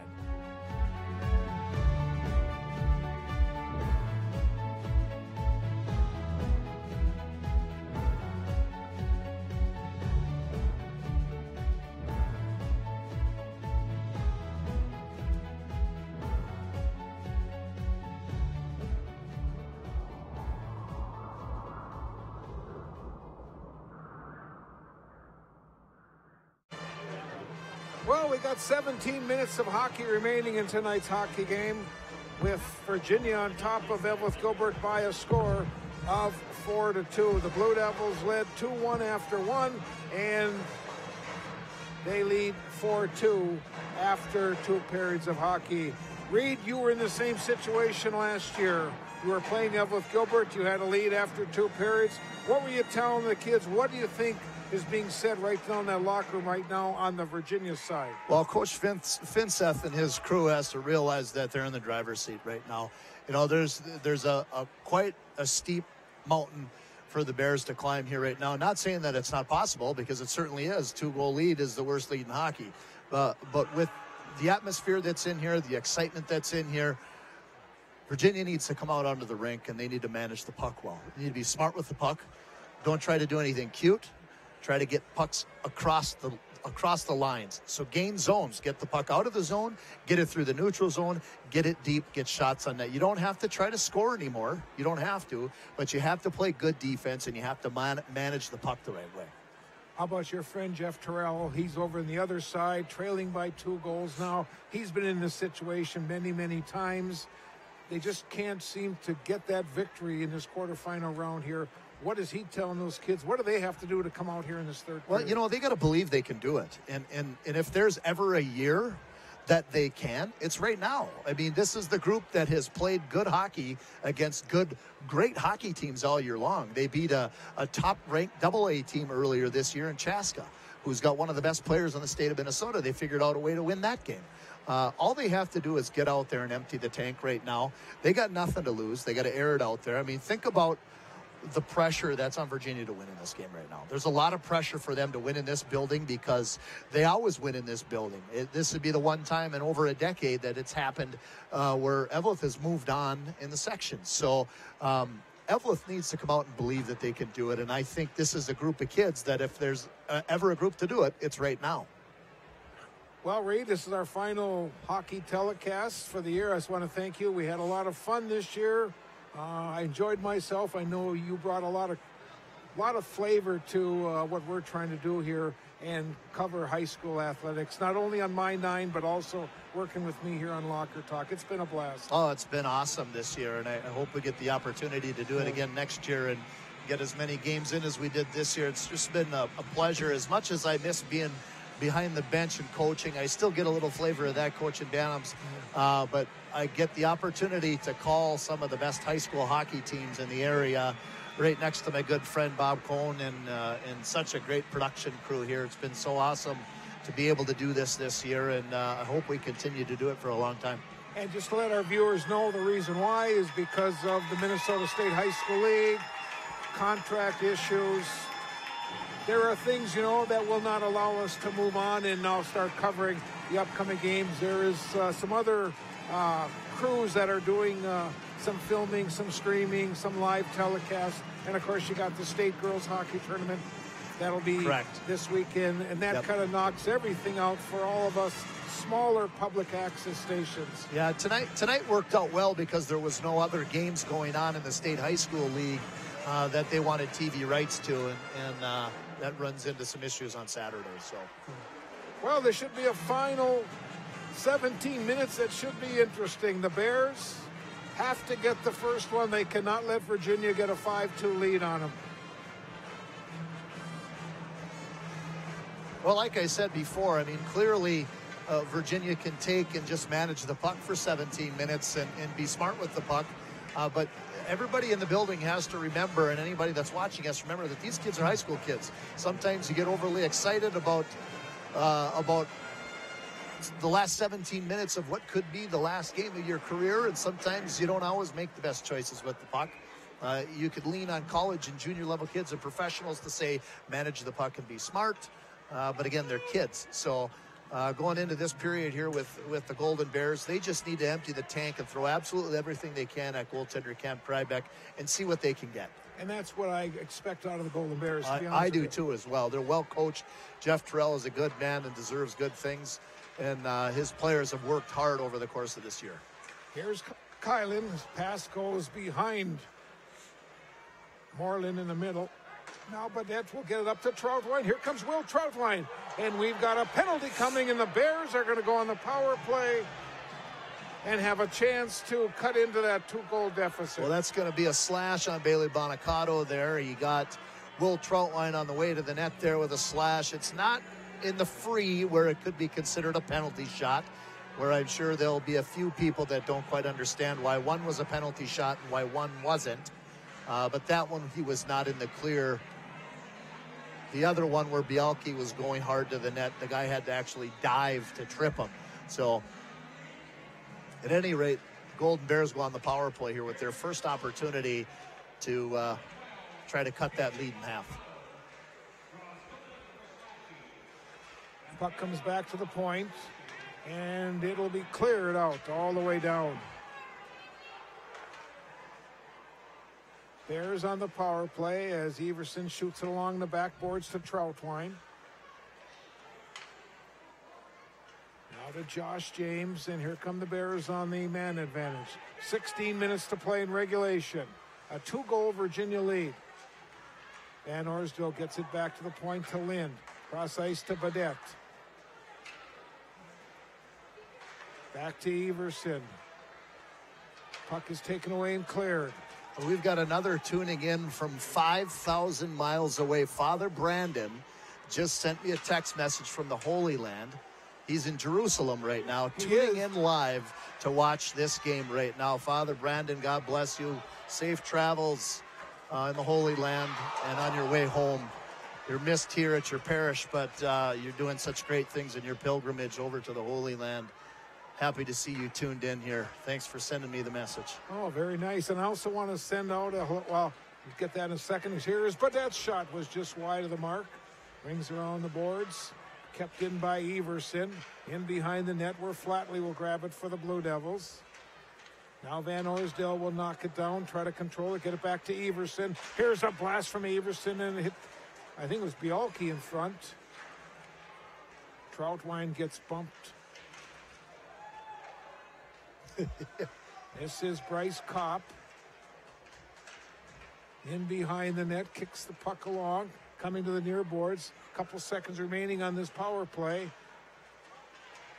Meyer try to get it back to Van Orsdale. And now both teams are skating 5 aside. Here's Everson's shot to save by Krybeck. Comes to the near board. Meyer whiffed on it. Now Kopp could not get there, and Moreland will headmans a pass up. And this is Bonacato coming into the zone. Everson will control it for the Bears. Takes it in behind his net. Long pass up, and here come the Bears now breaking. Here comes Jack Halliday again. Halliday shot right on Krybeck. And there's a goal! The Bears! I think it was Pokranich who gets the goal. It is. Pokranich gets the goal for Eveleth Gilbert. Well, that's an exciting push to just finishing off that power play. It was a 5-on-5 goal, but you can see Jack Halliday with a shot to the net, and he again has just been spot on with that puck being on his stick tonight. Pokranich just goes hard to the net. That's all he needed to do was go hard to the net because Halliday had already put a great rebound out there for him. And Halliday has just been on tonight. And just like that, it's 4-3 Virginia over Eveleth Gilbert. Don't go away. We still got under 14 minutes to play. Badette pass off, and the Bears will break out once again. A little bit behind Nate Tassoni. Puck comes right out in the slot area, and there was Pokranich once again right there. It's taken away by Ryan Scher for the Blue Devils. Headman's a pass up to Wagner.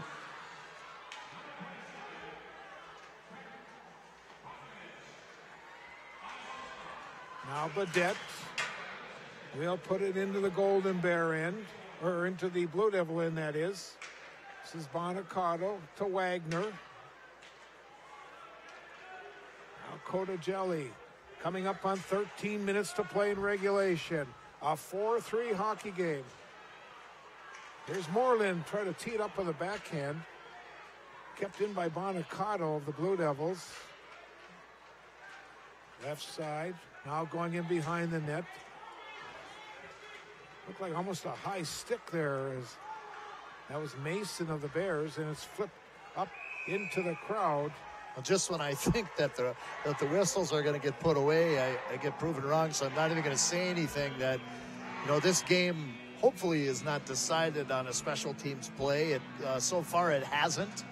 All the goals have been good goals tonight. I don't think any of them have been because of a bad call, which I think, but I would like to see a little more 5-on-5 if we could. I want to say hello to my sister watching in Tucson, Arizona tonight. Hey, a little bit of the sun country down there. Must be nice. Oh, it's beautiful country. I bet. Especially every That's November. Why you go to Tucson every fall. Every November, right after football season, volleyball season. Oh, a big check at the blue line. Bryce Kopp picks up the puck for the Bears. Here comes Kopp in the attacking zone. Going into that right corner. Now he'll control it. Then he gets pounded in the corner. Still fighting for the puck. It comes loose where it's grabbed by Flatley. And Dawson will clear it back in the center ice where it's quickly put right back in. 12:15 to go in regulation. It's a 1-goal Virginia lead over Eveleth Gilbert. Now here come the Blue Devils 2-on-1. Here comes Moreland trying to get a Chesser, and we've got a penalty on the Golden Bears coming. Oh, and that definitely could be interesting here with what's gonna take place. We're going to take a break with 12 minutes to play. 4-3 is our score in favor of Virginia, and we'll find out what the penalty is after this. So to use Arrowhead Arrowhead Transit, it really is that simple? It is that simple. It's 800-862-0175. It's for you. Hello? Yes, I need to go to Target. Yes, right now. I live at 999 9th Street South.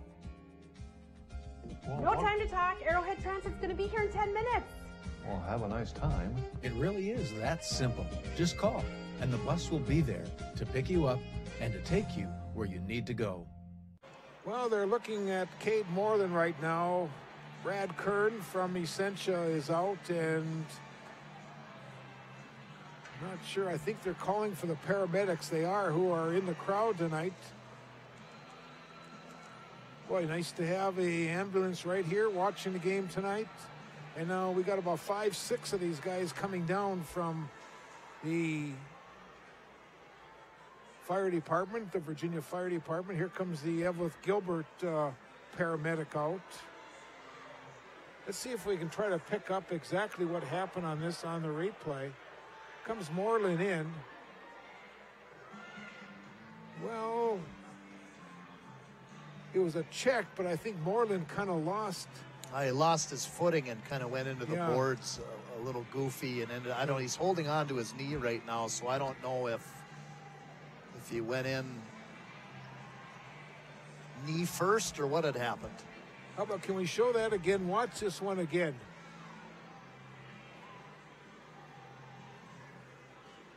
Oh, yeah. Yeah, and it could be either one. I mean, the knee went in first, but I think his ankle was turned out too, so it could have been a little bit more than just the knee hitting. It could have been knee and a twist, so hopefully it's not an ACL or anything of that nature. That would be a huge hit to the Blue Devil roster here. Regardless, win or lose, that's going to hurt. Well, we'll take a break with 12 minutes to go. We have an injury timeout here at the Bree-Copeland Arena as Cade Moreland is the injured player, and we'll have more of high school hockey after this.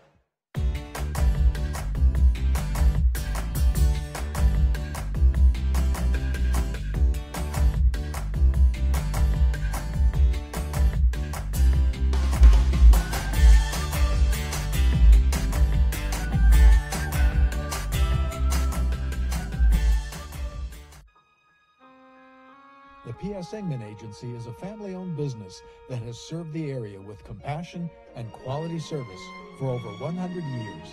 We are grateful for their fine support of Blue Devil Sports on Channel 5.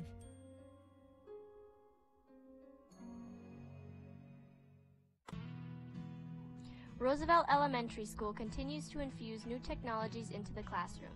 Hands-on project-based learning prepares students for higher-level thinking skills. Region-based education allows students to learn in their own communities. Roosevelt Elementary School is consistently performing at the highest levels on the MCA reading and math tests. Academic achievement is of the utmost importance. Roosevelt Elementary School. Good kids getting even better.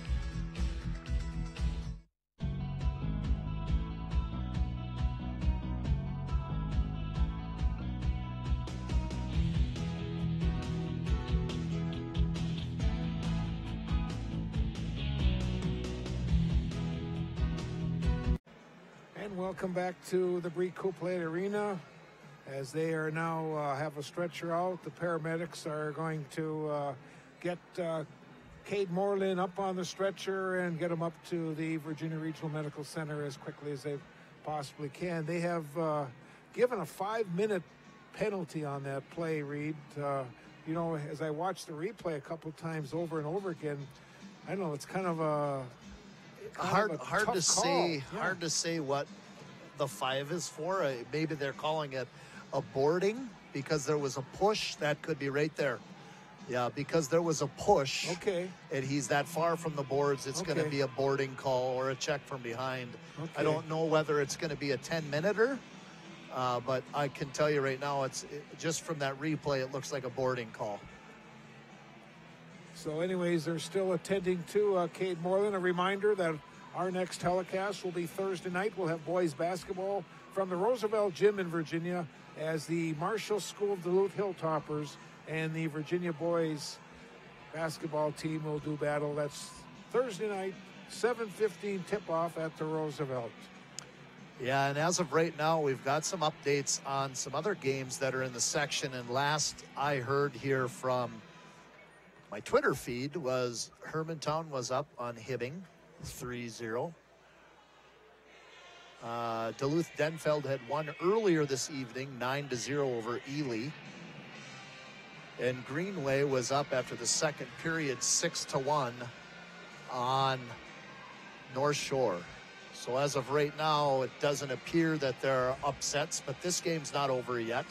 And Virginia's best player is now on his way to the hospital. Yep, and it doesn't look real good for the senior. We just have our prayers and our well wishes go out, and hopefully it's not a real serious injury, but it does not look good as they are taking him out. They'll get him in the ambulance and get him out. Blue Devils will be on a 5-minute major penalty power play with 12 minutes to go. And this could, you know, I mean, here's it, but being the big turning point in the game right now, as the Bears had a lot of momentum. They've cut the deficit to 1 goal, and then to have something just like that happen. Yeah, that's an unfortunate break for both sides. Obviously, Virginia loses their top player and their highest point getter. But now the Bears go down on a 5-minute major power play for the next 5 minutes. Which again, when there's a 5-minute major penalty, normally on a shorthanded situation, when a goal is scored on the power play, the person comes out of the penalty box and you're back to 5-on-5. But when it's a 5-minute major, the power play team can score as many as they want in 5 minutes. So could be an interesting situation, but you got to remember number 7, Cade Moreland is the top scorer on that power play, so he no longer is on this 5-minute power play. He's on his way to the hospital.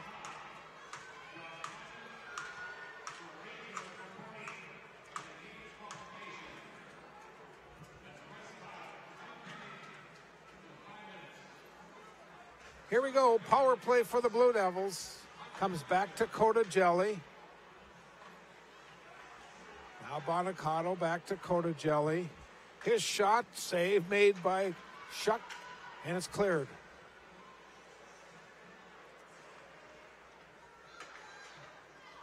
Here comes Bialke into the zone, going into the corner, now takes it in behind that centering pass. Nobody home.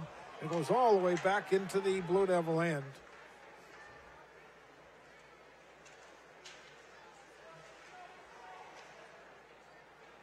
Kylan will pick up the loose puck. He overskates it to now Cotagelli comes back and grabs it. Nate Cotagelli taking it in behind the Golden Bear net. 4 minutes to go on this 5-on-4 for Virginia. This is Bialke. Back to Cotagelli at the point. Kylan tips it in. Back to Cotagelli. Now over to Bonacato. Boy, a good defensive play. The puck just got kicked away. Otherwise, Kylan would have had a great chance. Here is Zupitz coming right in. And Nick Bonnett will grab the puck for the Golden Bears off the boards into center ice. Bears have worked that penalty down to 3.5 minutes. 10.5 minutes to play in our hockey game. 4-3, a one-goal lead for Virginia. The winner moves on and will play Hermantown Saturday night at 6 o'clock at the Amsoil Arena. Zupitz try to control it, but Troutwine shoots along the boards, and it clears once again. Not a lot of quality chances on that power play. Maybe one chance to the net there for Jack Zupitz, but Virginia struggling getting any shots to the net, as you got to remember that number 7 is the guy they try to get the puck to on that power play. And again, he's on his way to the ER in Virginia. Don't want to speculate what the injury is, but there was a little twist to the knee and the leg, and we just want to keep our prayers with the Moreland family that it's not as serious as it could be. Here's Oakland trying to control it in behind the net. Comes back to the point, a shot from Doherty, and it's cleared once again. Oh, and a funny puck, and I'll tell you, Kreinbeck almost got handcuffed. Sometimes those are tough to see, because all they need to do is hit one little piece of ice. Here's Scherf, shot, and it's gloved by Noah Shuck. Well, it's nice to hear from Father Brandon in Israel. Wow. Yeah, Jerusalem, and I'm guessing that over there, it's got to be about 4:30, 5 o'clock in the morning over there right now. So what in the world is he doing up there? He's praying. He is. You get up with the sun over there and you pray. Well, I hope he's been praying for you. Well, he needs to. He needs to. There's no question about it. I'm sure he is. Comes back to the point where Cotagelli. Shot right on, and Noah Shuck with the save with 9:01 to play. 2 minutes, 2 seconds to go on this 5-on-4. Well, this could be a huge momentum builder here for the Golden Bears if they can kill off a 5-minute penalty and come in with a little momentum. Not a lot of people have left their seats here tonight. Still not quite capacity crowd, but it could be kind of close. We're pushing over 2,000 here at the Miners Memorial Building here in the Brie Cupoletti. Here's Zupitz. Jack is back playing for the first time since before Christmas with a injury. Now Troutwine will pick up the puck for the Bears. Here comes Will Troutwine. Long pass up to Van Orsdale. Oh, they rule it offside, and I want to see this one. Let's see if we got this one on. I don't know if we do or not. Well, that pass came from way on the other side, and you can see why the faceoff is coming all the way down. Might have been a half a step off sides there. Pretty close. But close. That linesman really needed to be in the perfect position to call that, because he had a better view than we did. Yep. Especially a guy who can't see out of one eye. Yeah, that's true. Good point. Back to Cotagelli. Here's Nate in the cross ice pass shot. Oh! Boy, they had a great chance. That was Bailey Bonicato who had the goaltender going the other way. Now Zach Kylan will keep it in for Virginia. And it gets out of the blue line. Bears have 60 seconds remaining, playing shorthanded. Bonicato in center ice. James is all over him. James knocks it away. Bonicato regains control. Now Cotagelli up to Kylan. Bielke will run it down along the backboards. Comes to Kylan on the near side. Kylan's blast and a glove save by Shuck. 38 seconds to go on the power play. 7:38 to go in regulation. A 1-goal lead for Virginia. Greenway was way ahead of... Greenway was up 6-1. And Dentfield won, so Greenway and Dentfield will play the 8 o'clock game on Saturday night. The winner of this one will play Hermantown at 6 o'clock Saturday night. And at last look there with the Grand Rapids and Cloquet game in the AA, it looked like Rapids was down 3-0 at last look.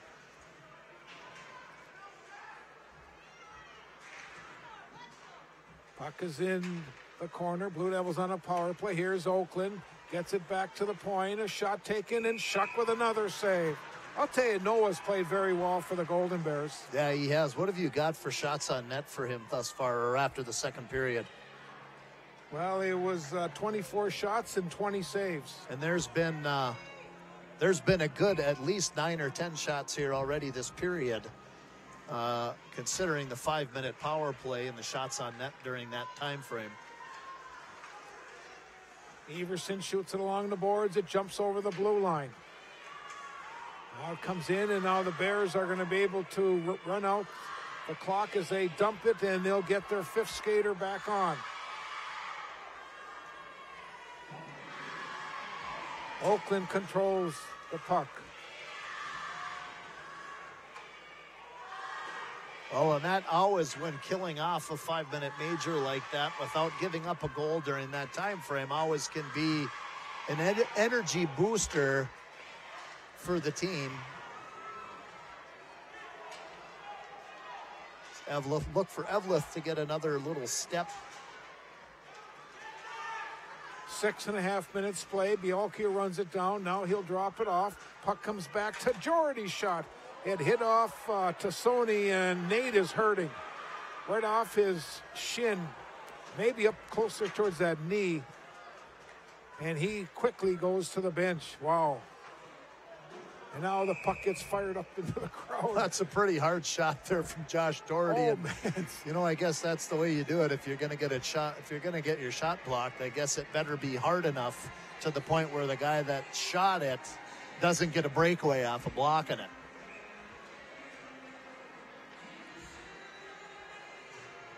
.609 to go in regulation. A 1-goal Virginia lead. Now the official comes in and kicks out the 2 in the middle. So it'll be Lind and Oakland. Troutwine up the boards, gives it to Van Arsdale. He drops it for Lind, but it'll be kept in by Oakland. Troutwine will tap it away. Here comes Van Arsdale back. Here's Meyer's shot, was just wide. Van Arsdale will run it down. Shoots it in behind where Bonacato overskates it. Now Lynn took a whack at it, but the Blue Devils were able to. No, they will not get it out. Here's Cole Meyer. Right out in front, a shot. Puck is loose, save made. Van Arsdale was right there. And, of course, you know number 14 is going to be around every time. He's going to go to the net no matter what happens. And you can see he got an extra whack in there, and he found a way to get away with it. He's pretty good at making sure he gets in there and rustles up a little bit of frustration there for the goaltender. And that's one of the reasons why that makes Van Arsdale such a good player for Eveleth is he's got that edge. He's got that swagger and that attitude, and he's good at what he does when he frustrates the other team. Blue Devils try to clear it out of the zone. Josh James battling for it, and now it's taken away by Flatley. James and Flatley are battling, and now Dawson Flatley will come away with the puck. Off the glass, cannot get it out. Kept in by Baudette. His shot deflected up into the netting. Oh, I guess it did not go up in the netting. It was off the top of the glass. Boy, the Blue Devils just having all kinds of trouble clearing the puck right now as the Bears putting pressure on, and it's fired up into the Eveleth players' bench with 4:57 to play. Well, look for this game to get even more interesting as the last 5 minutes of this game start to tick away. I got to think that you're going to see Coach Terrell throw just about anything he can there if they start to stretch out the neutral zone a little bit, if they start to pinch on the forecheck, if they get a forecheck established. Try to do anything that you can to get a goal up on the board to tie this thing up. Bonacato will run it down, shoots it off the backboards to Cotagelli. Gets it up to Wagner. He could not control it. And it's fired in the Blue Devil zone. Now back in the Golden Bear end. Halliday having some trouble. Wagner will pick it up for the Blue Devils. Gets it up. Right out in front, the puck is loose and it's not cleared. It's kept in by Cotagelli. Shoots it over to the far side. Bailey Bonacato will dump it into the end. Also on this ice right now is 22 is Grant Bonacato, the brother of Bailey, along with Scherf and Wagner for Virginia. Here comes Tassoni back. His shot just wide, and he had the goaltender beat on that far side. About a half an inch away from that far post there on the glove hand of Cam Krybeck.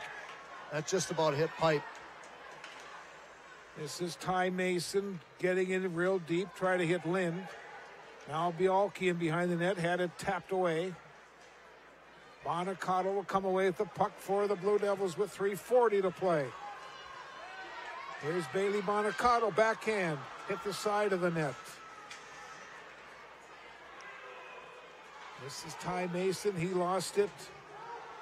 Oakland battling with Mason in the corner. To the side of the net, puck is loose. Shot from Flatley, hit a lot of traffic, and now it'll be picked up by Brandon Lind. He just dumps it. They say it was deflected, it's not icing. Isaacson in behind his own net. Coming up on 3 minutes to go in regulation. Puck gets flipped up into the rafters, hit one of the banners. 2005 7A champs. The first section championship banner. 2005. That would be the Matt Niskanen banner. Yep. Right there. And speaking of Matt Niskanen, I saw his father Chuck here tonight walking past earlier.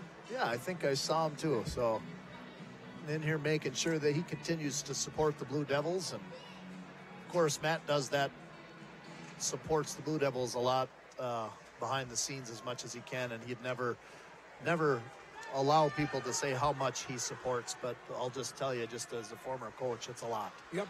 He does so much for the program. Someday Matt's going to come back and coach. Here's a shot, was just wide. Jack Zupids had a point-blank range shot. Now Zupids intercepts it again, and Shuck will clear it away off the glass. Troutwine clears it in center ice. 2.5 minutes to play in regulation. It's 4-3 Virginia. Puck is kicked free. Cross-ice pass. Here's Badette's shot. Right on. Save is made. Oh, boy, went right through the crease area. Now Troutwine will kick it in behind the net. They continue to battle for the puck. Van Orsdale right in front. Goal! Nick Badette scores to tie it. Nick Badette has just tied the hockey game. Troutwine, Van Orsdale with the assist. Wow, what a play there. Puck came in, got a shot on it. Van Orsdale makes the rebound shot, and it goes, kicks right to the back door. You can see Van Orsdale just threw it to the net from behind the net. He actually threw it from behind the net to the far side, where he saw Badette sitting there with his stick. Take another look here. Van Orsdale chipped it behind the net, and Badette shot it off the left leg pad and into the net behind Cam Krybeck, and we've got a tie hockey game with 2 minutes left here. And Eveleth Gilbert is going to take a timeout to think about the situation right now. A 4-4 hockey game. It was 2-1 Virginia after 1, 4-2 Virginia after 2, and the Blue Devils have now given up 2 goals here in the third period to the Bears, and they have tied the game at 4-4. We've got a break in the action with the Eveleth Gilbert timeout. We'll have more of this exciting hockey game after this. With the support of many fine sponsors such as these over the years, Mesabi Community Television and Locker Talk have been able to continue expanding. With announcer Bob Cohen and cameramen like Darwin Aller, Javante George, and Justin Pullman, and with support from our program manager Lindsay George, in cooperation with Virginia's public schools and the City of Virginia, we've been able to keep upgrading. Currently, we can be seen live and via tape delay on Channel 5, YouTube, and Facebook, as well as bringing you area sports this year, including UMD football, volleyball, and many area teams on My 9 Sports through KBJR's reaching out to our team. Mesabi Community Television will also continue to bring you sports from Mesabi East, Mountain Iron Buell, and Chisholm schools. Your mutual cooperation allows everyone to come out ahead. Here we go, 4-4 with 2:11 remaining in regulation. Who's going to get the game winner tonight? Who's going to move on and play Saturday night in the Section 7A semifinals? Puck's in center ice. Bears going with their third line right now. Some of their third line. Shot right on. Save made. Puck is loose. As Drake put a shot right on and a blocker save. Now Troutwine will pick up the puck. Here come the Bears. Troutwine up to Tommy Schlottek. Schlottek poke check from behind by Drake. Now Schlottek battles for it, but it's taken away by Cotagelli. Coming up on 90 seconds to play in regulation. Here comes Bialke in the zone. Bialke shot right out. Save made. The puck was loose on the far side. Now every shot you're going to have the fans screaming. And what a great atmosphere here for Section 7 Single A semifinals. You would think that it's the finals. This is quarterfinal hockey here tonight. Two fantastic rival teams here. Coming up on our final minute of regulation. Zupis is taken away by Van Orsdale. We're into our final minute. Comes back to Lynn. He could not control it. Now Badette. Cross ice. Lynn will put it in for the Bears. 45 seconds to go in regulation. Here comes Bialke back by himself. He gets knocked down. No call at all. Now a long pass up to Van Orsdale. Here comes Elliot Van Orsdale back. His shot right on, saved by Krybik. Monacato grabs the puck. A half a minute to go in regulation. Puck gets dumped into the Bears zone. Now Badette off the backboards, comes to the side of the net. Grabbed by Lynn. He has it taken away by Kylan. Here's Zach Kylan right out front, a shot. And it's clear to the back of the net. 14 seconds to go. Battling along the backboards, 9 seconds. Shot along the boards, comes back. Bonacato's going to get a shot towards the net. Hits in traffic, and it's going to get cleared out, and we're going to go to a sudden death overtime on this Tuesday night. An 8-minute sudden death overtime. The winner takes all on this Tuesday night. Well, no lack of drama here tonight, Bob Cohn. No lack of drama, and this is going to be an unbelievable finish to a great quarterfinal hockey game. We'll take a break. We'll come back with the overtime after this.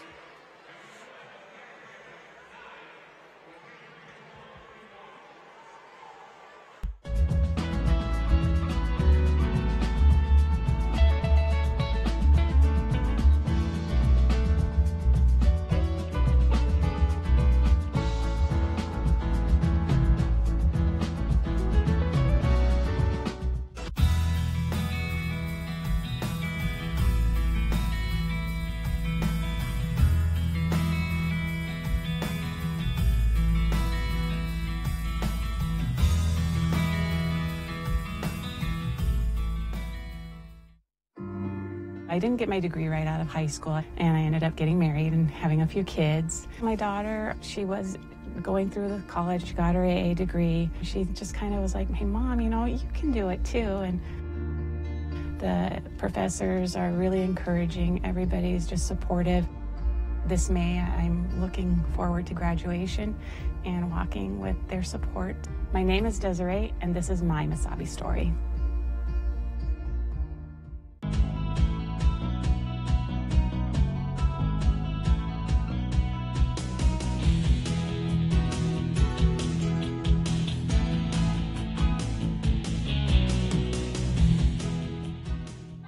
Providing transportation service for the young to the old, for the able-bodied and those who are not quite so able.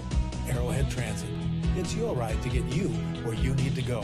Call 800-862-0175. Well, we're just about all set for the overtime period. I got Krybik saves in that period. I did not hear Shucks. Krybik had 9 saves, so he has 31 saves in the game. Penalties in that period. Virginia had 1 for 2 minutes. They now have 6 penalties for 15 minutes. And the Bears, 6 penalties for 12 minutes. And I don't think you'll have a penalty in this period. It's going to have to be a pretty blatant move to get any kind of a call at this point anyways. And like I said before we went on to the break, Bob, there's no lack of drama here in the building. With as many fans as we have here, this is the best matchup. And I think I think I said that. If there were ever a year that Eveleth has the best chance, it's this year right now. And, you know, very difficult for me to say that because I coached here for so many years. But this is fun to watch, Bob. And I imagine that anybody that's sitting on the, as a fan here trying to cheer for one team or the other is probably biting their fingernails off. And I'm smiling because I just love watching high school hockey. This is just, however this ends, it's going to end with some pretty excited kids and some pretty heartbroken kids. Exactly. 8 minutes, sudden death overtime from the Kupaleti Arena on this Tuesday night. The winner will play Hermantown Saturday night at 6. Here we go. Kylan coming in. It's tipped back out of the zone. Van Orsdale tips it ahead. Elliot Van Orsdale into the zone. He runs into the referee. Not very happy about that. I think he gave the referee a word or two. Yeah, he gave him an elbow. Yeah. Get out of the way. Yep, that's right. Here comes Troutwine back for the Golden Bears. He'll control it along near Bruce, puts a shot in, and it's gloved by Krybeck. He'll just drop it off for Cordigelli. Long pass.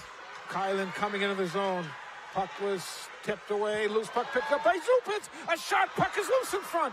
And now here come the Bears back. This is Cole Meyer coming back for Eveleth Gilbert. And it's tapped away from him. And now Kylan coming back for the Blue Devils. Here's Kylan's shot, and it's tapped away by Will Troutwine. Good defensive play by the junior captain of the Golden Bears. Puck is still loose in the Bear zone, and finally Cole Myers will pick it up. Here come Myers into the zone. Myers, let's go with a shot. Krybeck with a save. Cordigelli will pick up the puck with 6:48 to go in sudden death overtime. Now Badette. It's cleared into neutral ice where it's picked up by Cordigelli, and he'll fire it in. Both teams on line changes. Badette will get it up to James. James into center ice. Off Gavin Mackey into the zone. Puck is loose. Here's a in behind that. Tommy Schlotic battles for the puck. Could not pull the trigger and get it back to the point.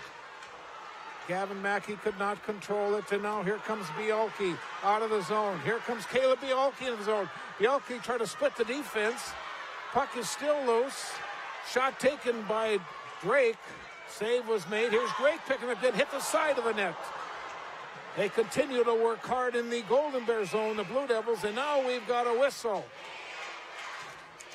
Helmet strap was undone. Referee blew the whistle because a helmet strap was undone down in the corner. And that results in having to send off Ty Mason for the Golden Bears in a line change. And you can see the Halliday to Sony line out there, who's been spot on tonight with their play. Puck comes back to the point. Scherf in behind could not control it. Oakland will run it down for the Blue Devils. Gets it back into Scherf. Here's Scherf trying to control it right out in front. A backhand shot. Where is the puck? Nobody seems to know, and now it's shot up the boards. Doherty took a shot, and it was wide. Troutwine whacked at it. Scherf will control it. Now Oakland tries to come away with it. Here's Oakland's shot save made by goaltender Schuck. Oakland takes a check. Now Scherf will try to control it in that corner. Comes back to the point. We've got an injured Bear. Shot right on. Save is made. Puck is loose. And it's cleared out all the way up to Tassoni, but we have a whistle. Tassoni was way up here. He was wide open for a break, and I'm not sure what exactly the whistle was for, if the net got knocked off. But referee Brett Klosowski blew the whistle and nullified that break for Tassoni.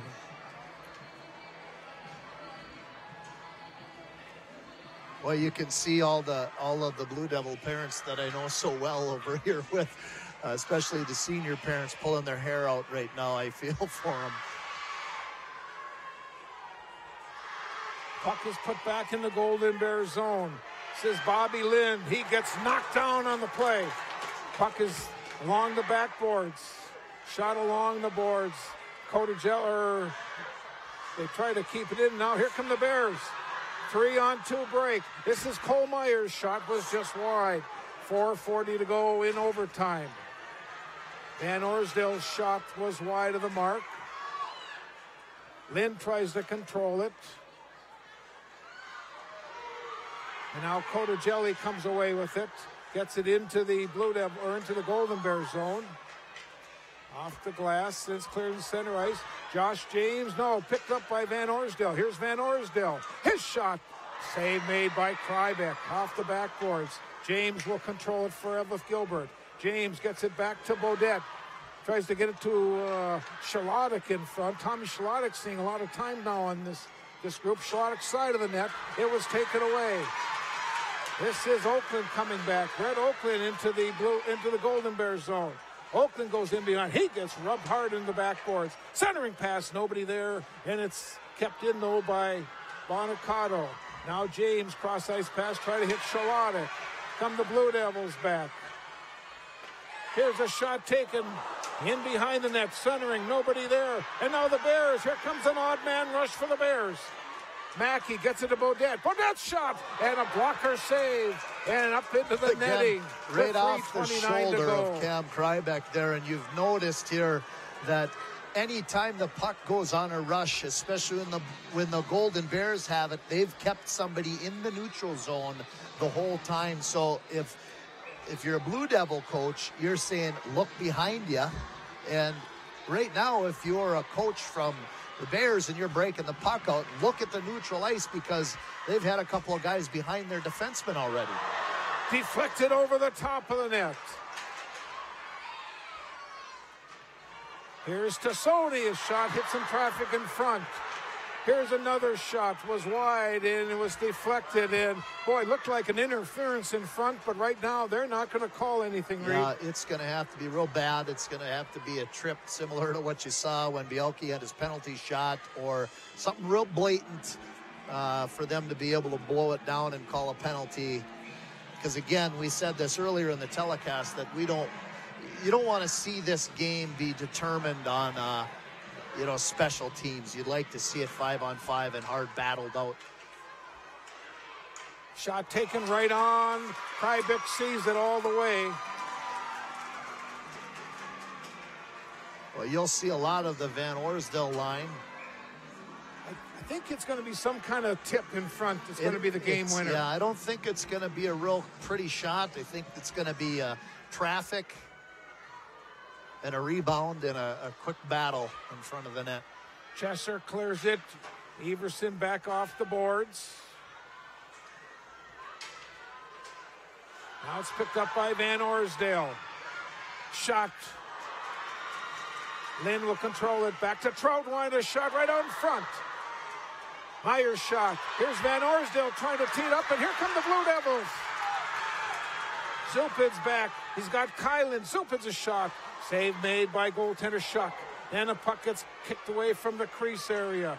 2.5 minutes to go in sudden death overtime. Eveleth, Gilbert, and Virginia on this Tuesday night. Section 7 hockey from the Cupoletti Arena. Now Bonicato will drop it back for Jelly. They'll get it up. Coming in is Ryan Scherf. Right side, tipped away. Cole Meyer tries to clear it out of the zone. Comes to the near boards where it's picked up by Gage Everson of the Bears. Everson long pass was deflected off a stick. It's put in by Cole Meyer. Now the Bears will change their line. Under 2 minutes to go in the sudden death overtime. Here's a long pass up for Bielke. Here comes Bielke in.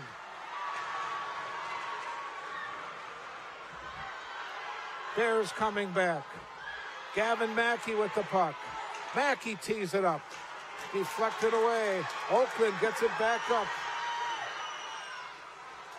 Now Bielke with the puck. A shot right on, and Shuck with the save. Both goalies on here in the overtime period so far. We got 1.5 minutes remaining in this overtime. Both goalies spot on with their saves, and neither team want to be the GOAT in this one. But like you said, Bob, I think the winning goal, whichever side it ends up on, is going to be a dirty one. It's going to be a grindy, in front of the net, tip, rebound. Puck's in front of the Golden Bear players bench. Couple Bears, couple Blue Devils battling for it. Now it's grabbed by Bonacato. This is Kylan. Cross ice pass. Boy, player gets knocked down. Here's a pass right out front, and Kylan could not pull the trigger. 1 minute to go, and again, the whistle was swallowed on that one as a Golden Bear knocked a Blue Devil down in front. Now Halliday battling in behind with Chesser. Chesser gets it back to the point. Cotagelli.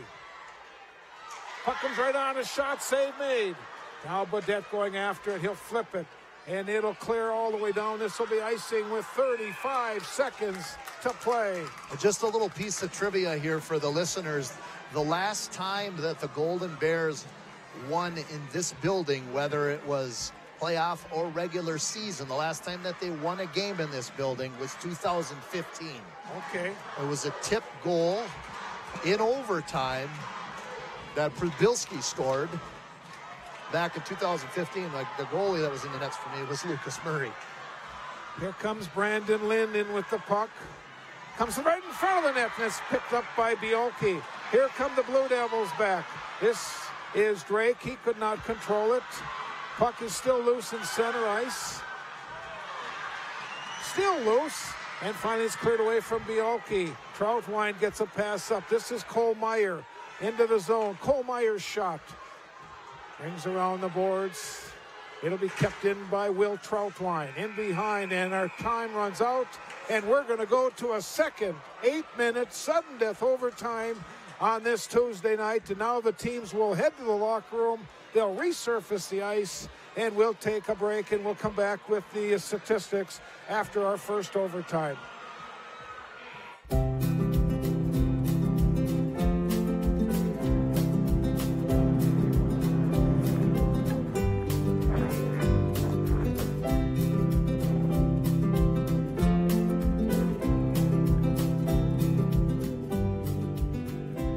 Good morning, officer. Morning. How's it going today, ma'am? I just want you to know, I love this city. I can always find a parking place, and I never have to parallel park. Look here, every car is bunched up over on that side of the street, so it makes it really easy for me to park. And what's so odd is that yesterday, every car was on that side of the street. Well, ma'am. Oh, just call me Yvette. And what was your name? I'm Chad. It's nice to meet you, Yvette. Calendar parking is why all these cars are on this side of the street. Here in Virginia, we have calendar parking, so that way the cars are on the right side, so that way it makes it a little easier. So now, on an even day, you would park on the even side of the street as the addresses. So you see these house numbers over here all have even numbers. So on an even day, you park on that side. On an odd day, you would park on the same side of the street as the odd number houses. So during the winter months of November through April, we try to make sure that cars are parked on the even or odd side of the street, depending on the calendar day. So you're going to give me a ticket? I thought you were so nice. I am nice, and I'll tell you why I'm nice. Because the Virginia Police Department, when calendar parking is followed, it ensures that our city crews can get out and plow all the roadways after a major snow event. Also, it makes it a lot safer for all the pedestrians and all other traffic in the area. Besides that, many of the streets in Virginia are narrow, so when it comes to emergency vehicles getting through, it's nice to have all the vehicles parked on the right side of the roadways, so ambulances, fire trucks, squad cars, even just regular vehicles can get through. I am so sorry. I didn't know. Can I tell you something else? Yes, I know. Ignorance of the law is no excuse. What I was going to say is actually during the summer months, calendar parking changes a little bit. We try to make it a little easier for everybody. So from the months of May through October, you only have to worry about switching sides every 2 weeks. So on the first of the month, you make sure that you park on the odd side of the street. And on the evening of the 16th, you swap over to the even side of the street for the rest of the month. And just one more thing. Yes? How about you move your vehicle to the proper side of the street and we'll call it even. Oh, I could just hug you. Can I hug you? No, ma'am. But you need to know that calendar parking always starts the previous evening. So at 6 p.m. the previous night, you always park for the very next day. Call me Yvette. Thank you, Yvette.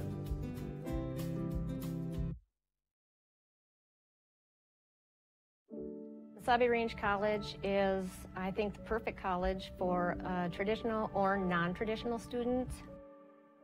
I came here to start my nursing career. I really like being able to work with people rather than being secluded.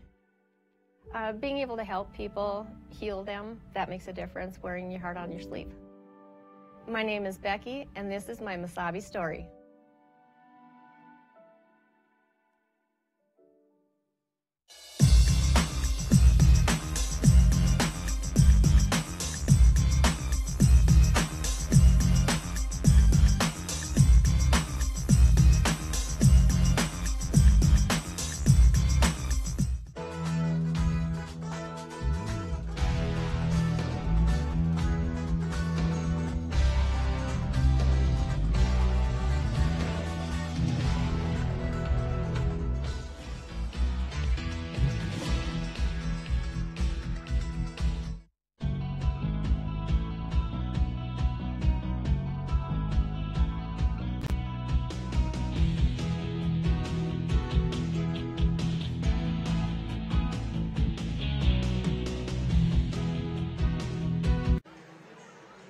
And welcome back to the Brie Coupe Arena, where the ice is being resurfaced, and we're going to have a 15-minute sudden death overtime. They've just put up on the board a second overtime as the teams are back in the locker room, getting some rest, getting some refreshments, trying to get all set for what could probably be something happening in the next 15 minutes. I don't have complete statistics. I went down to try to get them, and everyone down the scorers table was so quick to get out and get up in the front lobby and maybe get something to eat that there's no one there to update my statistics. But we do have the 2 goals, and these are part of the Arrowhead Transit intermission show, and we're going to show you the first goal at 3:01. Here comes a goal to make it 4-3.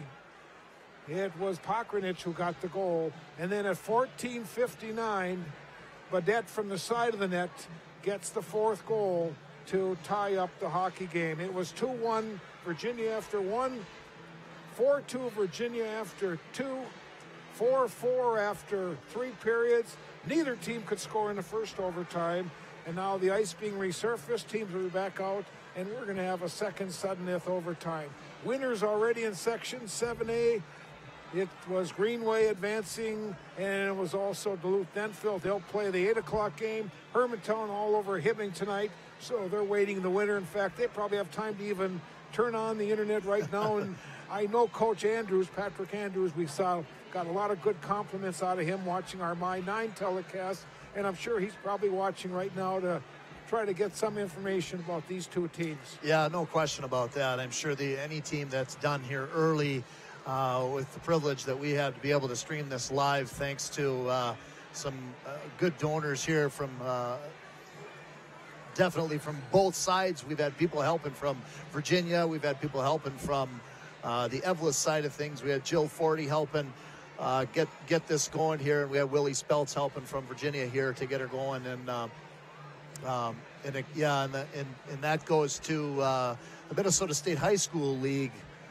Gets that portion to try and so that we can get this live here, and thanks to them, I'm sure many teams are able to tune in to watch these overtime periods, Bob. This is our last regular hockey telecast for this year. Again, we have to let our viewers know, regardless of which teams will advance tonight, we do not have rights to telecast any further games, either on a stream or on a tape delay after this telecast tonight. And those rights are solely controlled by KSTC 45 out of the Twin Cities area. So whoever wins tonight, we want to wish the best of luck to the teams as they will play Saturday night, 6 o'clock at the Amsoil Arena. Well, we got a couple more minutes here of the ice being resurfaced, so I think we'll take one more final timeout, and we'll come back and get set for a second overtime. This is Eveleth Gilbert, Virginia, 4-4 hockey game after 1 overtime. I'm Jermaine, I'm from Milwaukee, and this is my Mesabi story. My name's Laura. I am from Virginia, Minnesota. I've been a lifelong Iron Ranger, and this is my Mesabi story. My name is Hannah. I'm from Hermantown, and this is my Mesabi story. The faculty at Mesabi Range College, they really care. I'm very impressed with the way the staff has worked with us. Oh, I love the program. Absolutely love it. I couldn't imagine doing anything different.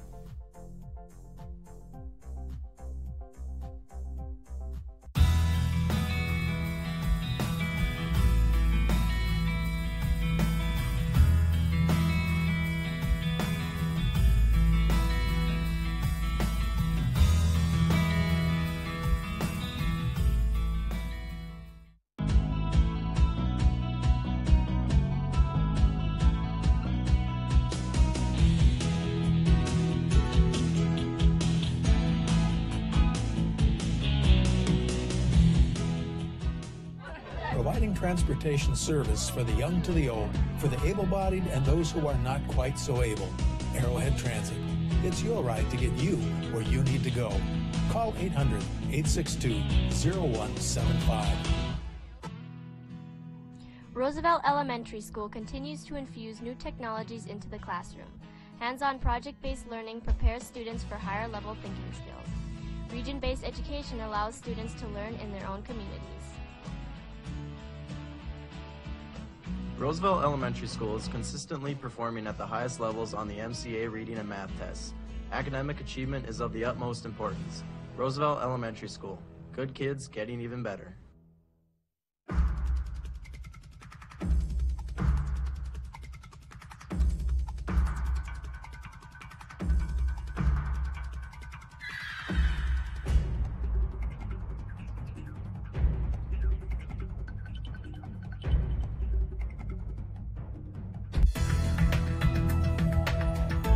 Local television programming is now available to everyone through MasabiCommunityTV.com. From our main page, you can find all of our live sports broadcasts, simultaneously streamed over YouTube, the High School Cube, and also live on Channel 5 Public Access. Archived sporting events are also available on our website for Chisholm, Mount Iron, Virginia, and Mesabi East schools. You can also download all of these events by going to your selected event, clicking on the share icon, and then clicking on the address on the center of the screen. There, you will find your download button. Either from our webpage or from your Roku, you will also be able to watch area council meetings, school board meetings, or area concerts. From our main page, you may also view our entire community bulletin board.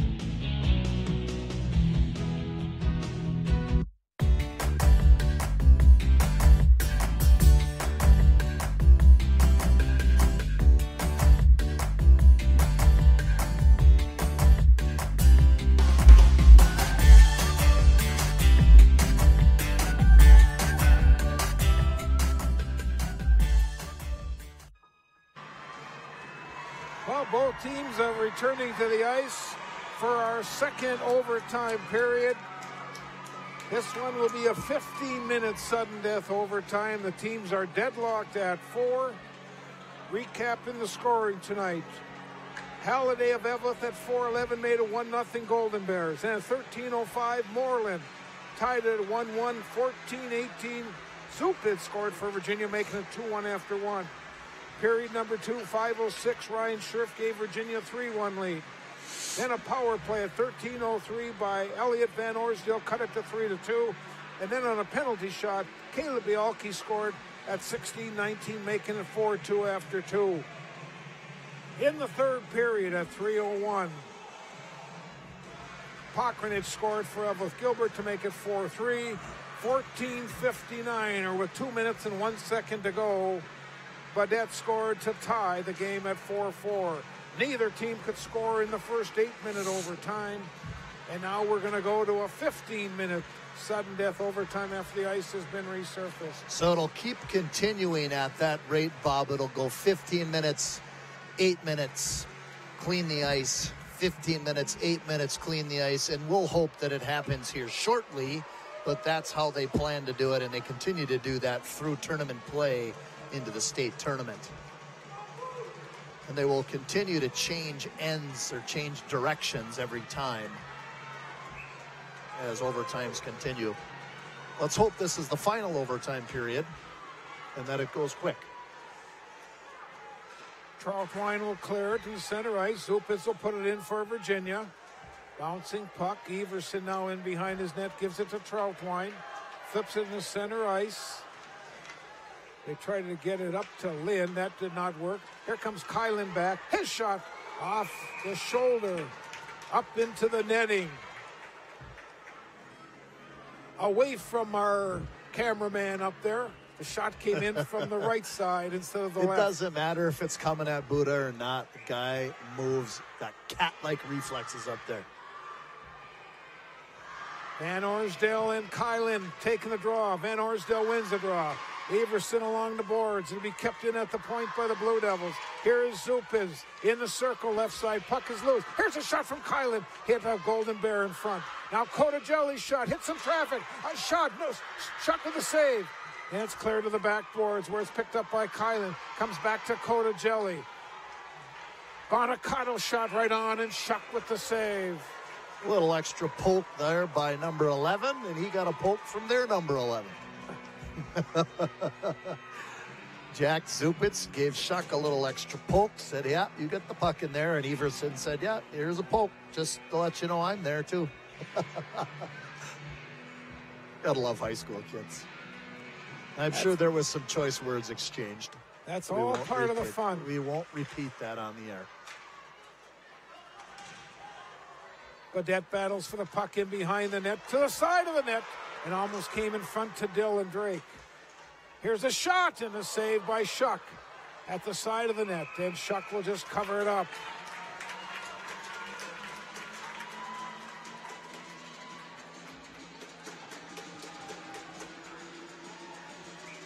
Well, hopefully many tuning in here now knowing that this is live and streamed. Most games are done by now from the section, and anybody can turn on their computer. Here's James into the Virginia end. Along the boards, Flatley. And now it's cleared, comes up to Bielke. Here comes Bielke in, taken away. Shot from Drake. Off Shuck. Now Bobby Lynn tries to control it. He gets turned back, shoots it along the corners to this side. This is Tommy Shalodic into center ice, brought back into the zone, and now quickly James will pick it up. He could not control it. Now James controls it. Try to get it over to Shalodic, but it's taken away. Up to Bielke once again. Here's Bielke, cross-ice pass, and it's cleared out of the zone. Picking up the puck, and coming in is Jack Halliday. He'll drop it for Gavin Mackey. Mackey tried to tee it up. Here's a shot taken. And Krybeck covers up, and now we got a penalty on the Bears. He gave a decent slash there right across the hands of Cam Krybeck as it was a stop. And, well, so much for putting the whistle away. Well, that was a pretty flagrant one as we watched on the replay. Yep, and it was, yeah, he took a two-hand chop on that one there.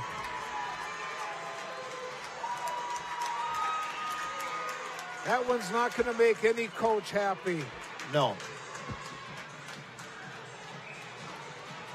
Virginia will go 5-on-4.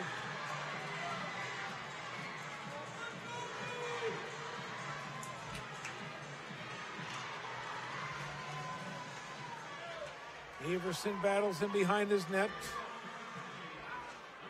And it's cleared. 2 minutes for roughing, it was called. That looked like a definite I don't know what to me. I didn't see the rough. You could have called a slash there. I don't. Here's Zupis picking up the puck, gets it into Kylan in the corner, and the Blue Devils keep it in. Here's a shot from the point, and now Troutwine coming in. He gets it up to Elliot Van Orsdale. Here's Van Orsdale, and a save by Krybeck. In behind the net. It's picked up by Bonacato. Gets it up to Bielke. Cleared away from him. Tassoni trying to clear it out of the zone. Kylan gets the puck into the corner. Now Bonacato. Coda Jelly. Off a skate. Here's a shot. Over the top of the net, and now they'll rule it man in the crease. And they'll kick the face off all the way down the other end. They'll call that man in the crease, and he'll be right outside the zone here, just into the neutral zone. Yeah, you see the replay here, breakaway by Van Orsdale, and he got a shot off on the backhand, just stretched out there was Krybeck and didn't even get a shot on it. Must have got a piece of his stick as he was kind of sliding out. Power play for another 55 seconds for Virginia. Coming in is Bonacato, a shot up into the netting. And Buddha didn't even flinch. No. He knew it was wide. He saw it all the way. Boy, we've got a great camera angle up there. We also want to thank Darwin Aller, who's on our main camera tonight.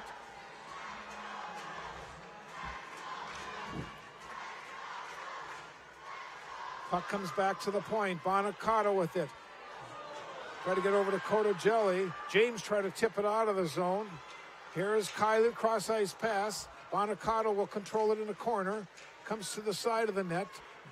Now back out to Cotogelli. This is Kylan. Back to Cotogelli. Power play for another 24 seconds. Kylan walks it. Oh! Bialke could not pull the trigger on it. He had the goaltender beat. Puck gets tipped right to Schuck. And now we've got Bialke getting kicked out. Yeah, he's going to penalty. He'll get that for plowing the goalie over.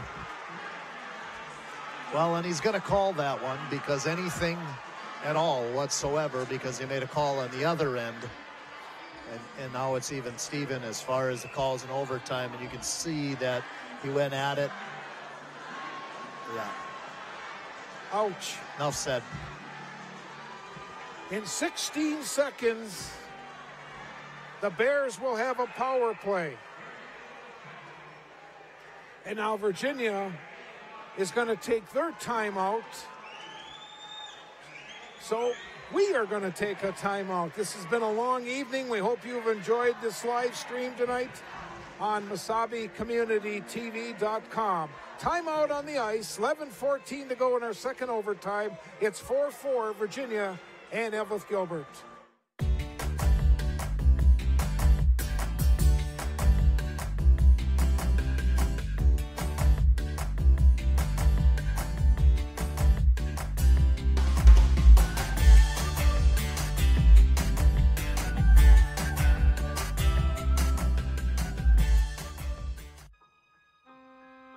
The P.S. Engman Agency is a family-owned business that has served the area with compassion and quality service for over 100 years. We are grateful for their fine support of Blue Devil Sports on Channel 5.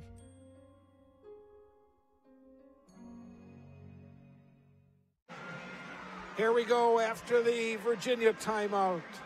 Both teams skating 4 aside, but in 16 seconds, the Bears will have a 5-on-4. What a hockey game. Minute 44, they're going to be 5-on-4. You have to remember that Eveleth Gilbert killed off a 5-minute major after the hit boarding call that sent Cade Moreland to the emergency room. Eveleth killed that off, and they were down 4-2.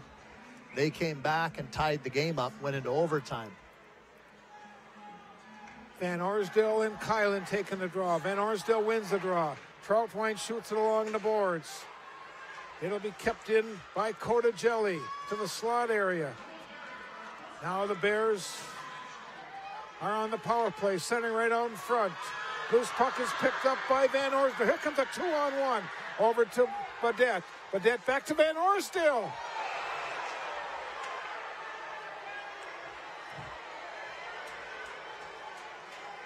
No call. Well, there probably would have been one on that situation anytime, but they weren't going to call that because it could have been on Jack for riding him into the net. It could have been on Van Orsdale for plowing into the goal. I mean, what do you call there?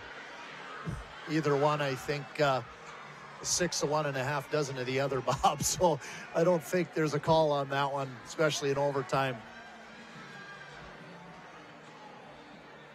They'll do it again. It'll be Van Orsdale and Kylan taking the draw. Eveleth Gilbert with 1:30 left.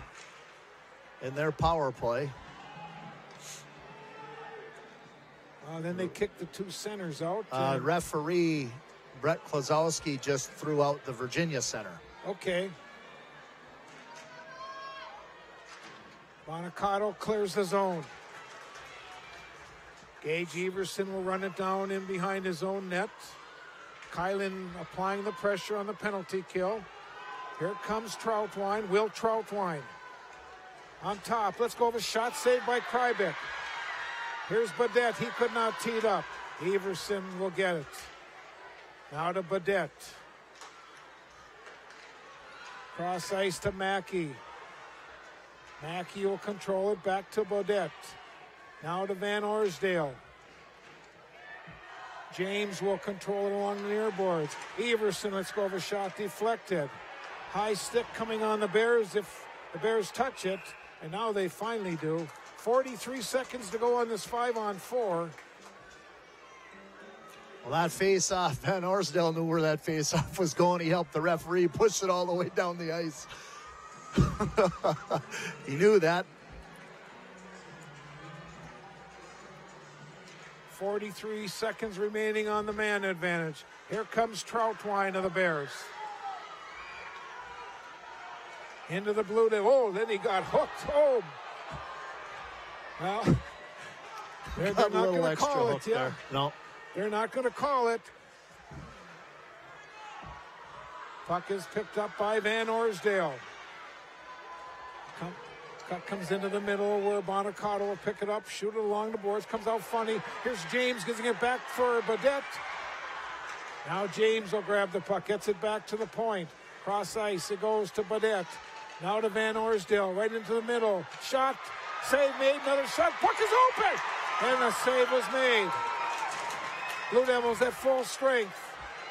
Oh, man, what a chance for the Bears. The puck was sitting loose with 9 minutes to go in our second overtime. Here comes Bialke back. Puck was tapped away from Bialke. Van Orsdale will just fire at the length of the ice, and we'll have an icing called on Eveleth. Oh, wow. Great chances there in front of the net. A shot and a pass to the front. Big save by Krybeck. And it looked like it was James on the other side there on the backside post. And then it started to trickle through his legs. And we had help from Nathan Koldajelli and Jack Zupitz to get it up and out of the zone. Puck bounces up. It must have gone up over the glass and touched the press box glass. Whistle blows. Went off of a golden, they're saying it went off, first guy said it went off a Golden Bear stick. Now somebody said was overruled and said it went off of a Blue Devil stick. So the face-off is coming outside the zone, the near side neutral zone dot. Mackey shoots it forward, and now the puck gets dumped into the Bear zone with 8:40 to play in overtime number 2. Cleared back into the Virginia end. That's Lind after it. He gets knocked off the play by Zupitz. Mackey comes in after it for the Bears. Couple Bears, couple Blue Devils. 8:20 to go in second overtime. Now the puck comes loose towards the side of the net. Zupitz will pick it up, and he'll just fire at the length of ice, and this will be icing on Virginia with 8:10 to go. That's not a bad play in high school hockey when you're tired. The difference is in junior and college and professional hockey, if you do that, you don't get to change your players. So high school hockey, kind of a decent situation. We got tired guys, you can just ice the puck. But again, in college and junior hockey, those same 5 guys got to stay out there. Both teams have used their timeout. Puck is loose in the zone. Halliday took a whack at it. Now it goes in deep to Sony. Goes after it. Shot along the backboards. It comes back to Koldajelli. 5-on-5 hockey. Overtime number 2. Here comes Kylan in the zone. Kylan's going to shot right on and shot with the glove.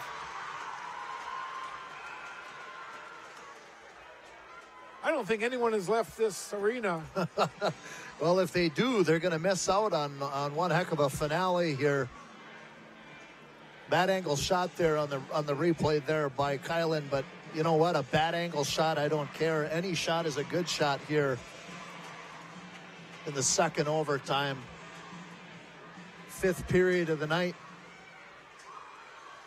Period 4 was an 8-minute period. Period 5 now 15. Right in front! Chesser took a whack at it, and Shuck covers up. Well, you got to think, too, as well, that not only do you got 40 guys that are out on the ice right now that are going to be dog-tired after tonight, but these referees are going to be tired, too. There's been a lot of action out there tonight that they've had to attend to. They're probably going to have to fix the P in their whistle, too. Boy, look at the standing room only here, all along the boards. What a crowd. What an exciting game. 7:28 to go in our hockey game in sudden death number 2. Van Orsdale will just clear the zone. Bonacato runs it back in his own end. Lind applying a pressure. Now it's taken away. They try to hit Cole Meyer. He'll run it down in the corner. Shot along the far side to Bonacato. Up the boards. Van Orsdale will keep it in. Now it jumps out of the blue line. Kylan then gets pinned right in front of the players' bench. Here comes Scherf skating down the middle. Chesser never saw him. Bears trying to clear it out. Here's a shot from Bialke. Eddie goaltender makes the save. Shuck. Just about snuck through the 5-hole there, but Shuck closed the door pretty quick. Both goalies having a heck of a couple of overtimes here, doing a great job of closing the door. Noah Shuck for the Bears, Cam Krybeck for the Devils. Flatley will keep it in. Now the loose puck is picked up by Mackey. He could not control it. It's whacked into the zone, though. And now we got a hand pass called. It should be at the near dot next to the Blue Devil bench.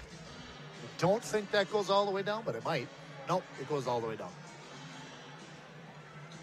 The way they change some of these rules with hand pass and all of that, sometimes you get confused where the face-off is. Mackey shot right on, and Krybeck with the save.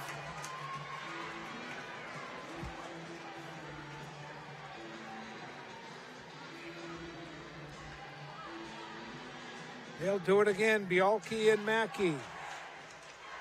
James will keep it in. Says Flatley, gets it up to Drake, and he'll just put it the length of the ice, and they'll wave off the icing. You know, I've really been surprised with some of the non-icing calls tonight. But, again, they've got a better view of where that puck comes from than we do up here. Shot right on, and Shuck with the save.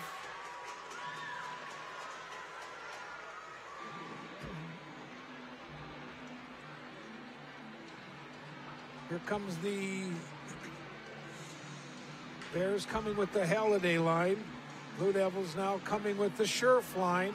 Scherf, Wagner, and young Bonacato trying to get some of their first two-line guys a little bit of a breather here. Wagner will control it in the corner. Takes a check. Halliday comes in after it. Now Scherf in behind the net. Gets it back to the point. A shot from the point. Hits some traffic. And now here come the Bears. Odd man rush 3-on-2. Puck is loose.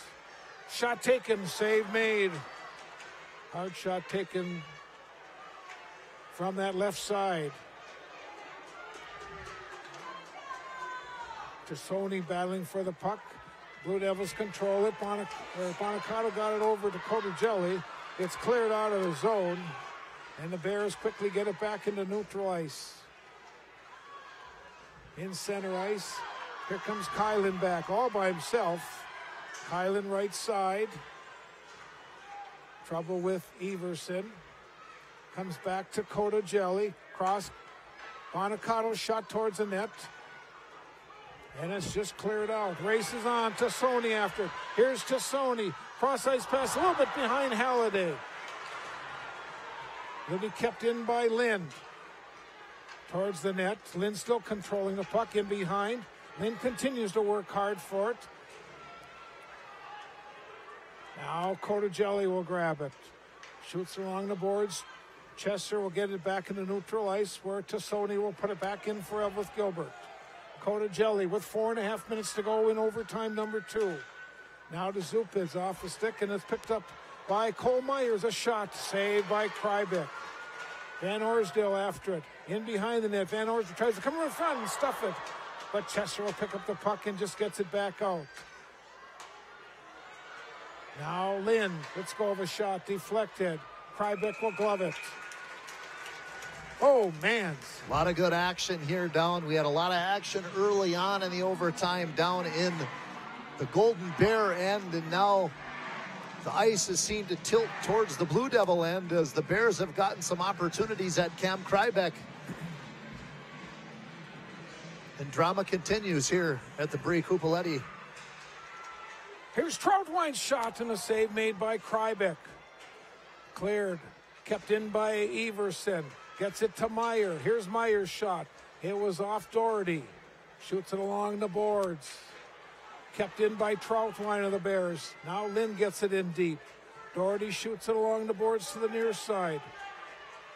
Again, the Bears will keep it in deep. They put Doherty in behind his net. Comes Oakland back for Virginia. Oakland, nice move. Oakland walking in. Puck is in behind. Bialke tried to stuff it. Bodies all over the ice. 3:25 to go, and it clears the zone. Now Badette in behind his net. Here comes Nick Badette. Into the Virginia end. He'll drop it. Nobody there. It's cleared back into center ice. Mackey will put it back in for Eveleth Gilbert. Now Flatley. 3 minutes to go in our second overtime. Bialke cross-ice pass for Oakland. But Troutwine will get there for Eveleth Gilbert. Virginia now making a line change. Troutwine's long pass. Bears would have been offside if they'd have touched it. Kylan will put it back in the Eveleth Gilbert zone. Troutwine will run it down. Shoots it along to Mason. Flatley will keep it in. Comes off that backboard funny once again. And now Mackey in behind the net. Flatley already has 1 assist from that same exact shot. Puck goes into the Blue Devil zone with 2:20 to go in our second overtime. Doherty centers it. James centered it. Where is the puck? Now the Blue Devils will finally come out. Here comes Zach Kylan back by himself. Kylan controls the puck. Kylan going in behind, trying to stuff it. Centering pass. It hit a body off James. Kylan towards the net. Bodies again colliding. Shalodic will just dump it back into the Blue Devil end. We're under 2 minutes to go in our second overtime. Here comes Bonacato back. Tipped away from Bonacato. And the Bears will try to get it into neutral ice. Try to get a line change. Again, a lot of tired bodies right now. Yeah, the fatigue is starting to set in, and that's why bodies are flying all over the place right now. Here comes Nick Badette back into the attacking zone. Badette puts it towards the net. Krybeck just clears it to the back wall. Again, bodies all over the ice. A lot of fatigue as Gage Everson will control it in center ice. Here comes Everson putting it in off the backboard. And it comes up into the netting, and it stays in the netting. And that's the one I don't understand. When they shoot it in, comes off the backboard, up into the netting, why they kick it all the way down to the other end. That's a good question. Oh, no. It goes to the outside of the zone, okay. But you know, I feel like the goalie's not going to try to play it off the back of his net. It's in a safe place. Yep. 1:17 to go in our second overtime. Cotagelli, this should be icing. Well, now's the time to set up a face-off play for either team right now with 1:12 left in the overtime before they get a 5-minute rest in an 8-minute overtime period. Somebody could set something up. Virginia could set up a play here to try and spring somebody loose. Eveleth Gilbert could set something up to maybe slide it down to the side for a shot. We'll see if they do it. Cotagelli in behind his net. Troutwine will keep it in for the Bears. 1 minute to go in our second overtime.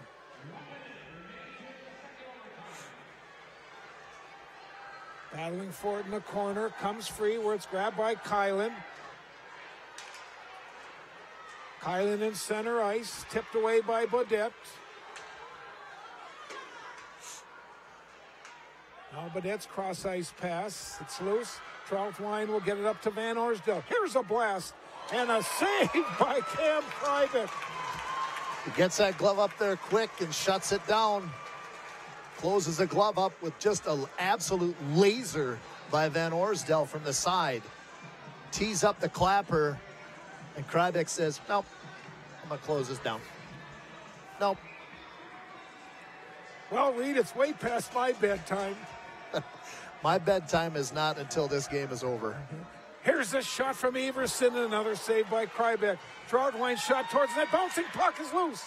And it's picked up by Isaacson, and he gets it, or checked it by Bialke. Here comes Bialke back. Off the backboards, shot along the boards. James tries to tip it out, but it's kept in. Now Troutwine shoots along the near boards where Cotagelli keeps it right towards the net. Bialke tried to tip it. Back to the point. Shot was just wide. Couple seconds to go, and we are going to go to a third overtime period on this Thursday night. They'll have a short rest, and then they'll play another 8-minute overtime, and we'll take a timeout, and we'll get ready for overtime number 3.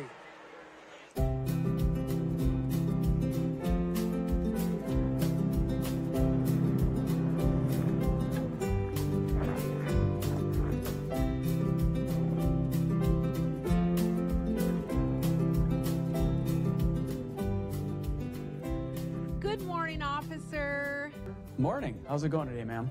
I just want you to know, I love this city. I can always find a parking place, and I never have to parallel park. Look here, every car is bunched up over on that side of the street, so it makes it really easy for me to park. And what's so odd is that yesterday, every car was on that side of the street. Well, ma'am. Oh, just call me Yvette. And what was your name? I'm Chad. It's nice to meet you, Yvette. Calendar parking is why all these cars are on this side of the street. Here in Virginia, we have calendar parking, so that way the cars are on the right side, so that way it makes it a little easier. So now, on an even day, you would park on the even side of the street as the addresses. So you see these house numbers over here all have even numbers. So on an even day, you park on that side. On an odd day, you would park on the same side of the street as the odd number houses.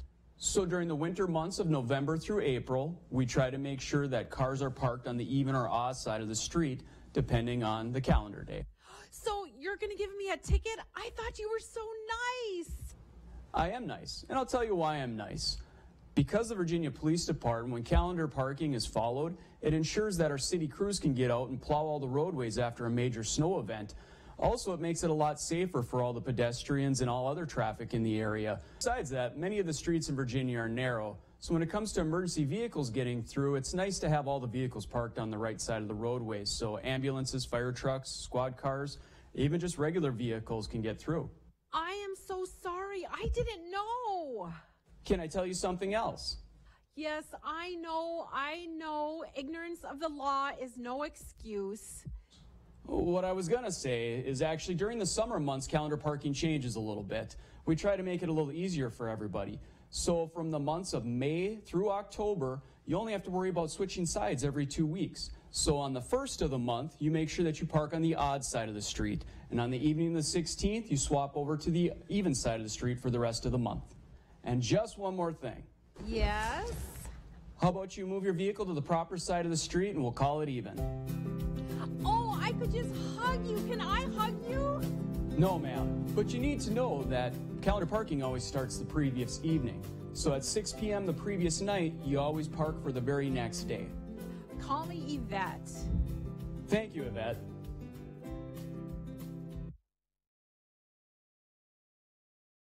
Well, we're just about set for our third overtime, and Reed, it's just too bad that someone is going to lose this game tonight, the way both teams have played. Well, just the way the season has worked out and the matchups have worked out with these two teams, it's fitting that it's going to come down to this here. Both teams were pretty close in the seeding as to who was 4 and who was 5. Eveleth won on their home turf back in December. Virginia won on their home turf back in January. And now here we are, Section 7A, 4 seed, 5 seed at the Brie Cupoletti Arena here at the Miners Memorial in Virginia. Here comes Van Orsdale. He dropped it, but Meyer was going towards the middle instead of staying behind him. Now Drake gets taken into the backboards. Puck is loose along the near boards. Oakland will try to come away with it, and it's jumped out over the blue line. Now Meyer, and we have a whistle. Must have been a hand pass. Could have been a hand, but I don't understand if it was, why it's not all the way. This one's right at the outside dot here.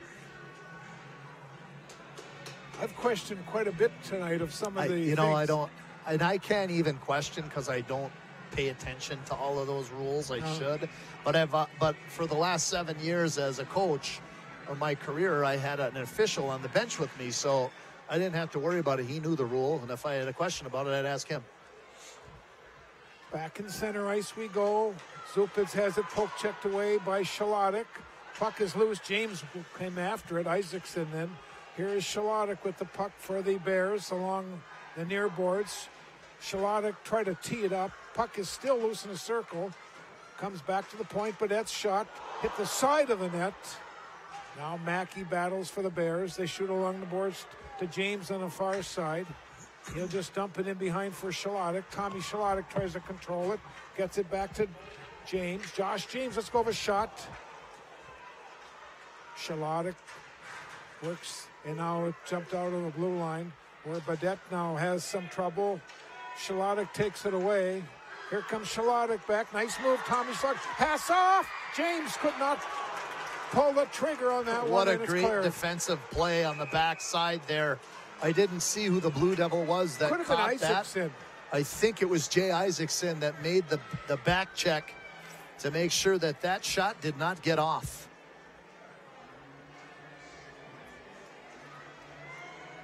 Let's see if we can pick up on the replay. Yeah, I think it was Jay.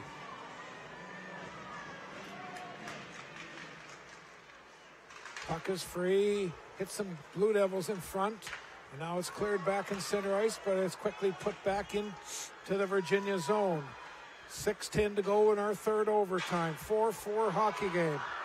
Loose puck is picked up, and coming out of the zone is Bonacato. Right side, Bonacato. Centering pass. Puck is tipped away from her. Here's a shot from near the blue line. And it's cleared back into center ice where Cotagelli will grab it for Virginia. Boy, what a game. Virginia, Eveleth, Gilbert on this Tuesday night, Section 7. Man, we started this game at 7 o'clock. We're over 3 hours already. And I don't know how any parent of any of these players can have any nails left on their fingers. They're chewing them off. I don't know how they have any hair left. They're pulling them out. Van Orsdale shoots the puck into the Virginia zone. Bonacato. Now it's cleared into center ice. Here's Bonacato putting it into the Eveleth Gilbert zone. Here comes Badette leading the rush. Flatley. And it's just cleared, and this will be another icing on Virginia. And we'll have a face-off back in the blue and white zone with 5:10 to go in overtime number 3. Well, and again, like we said before, if something does not end in the next 5 minutes and 10 seconds, it'll go to another 15-minute period where they'll have to clean the ice.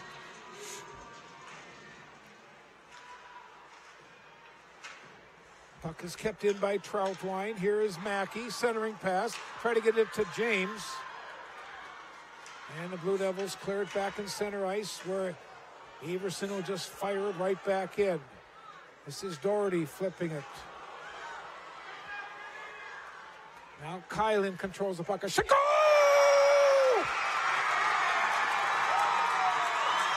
Zach Kylan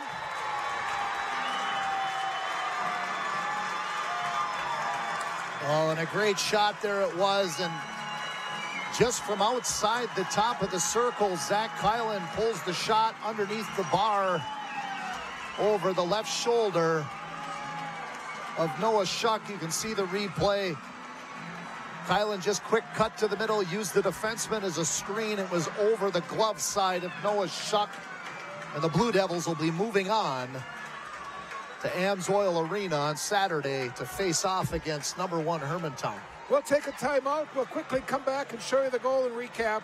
The Virginia Blue Devils have defeated the Eveleth Gilbert Golden Bears by a score of 5-4.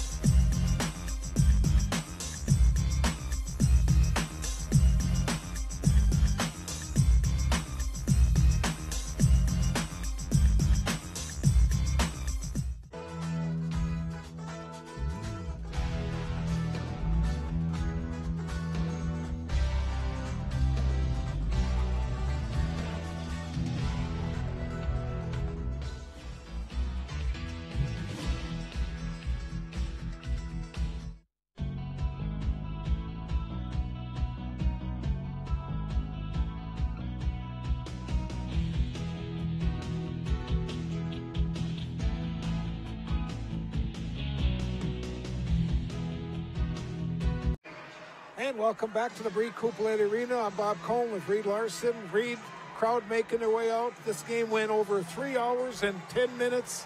We finally had a winner settled, and what a hockey game. Well, it was proved to be a very exciting game tonight, as much as anybody anticipated.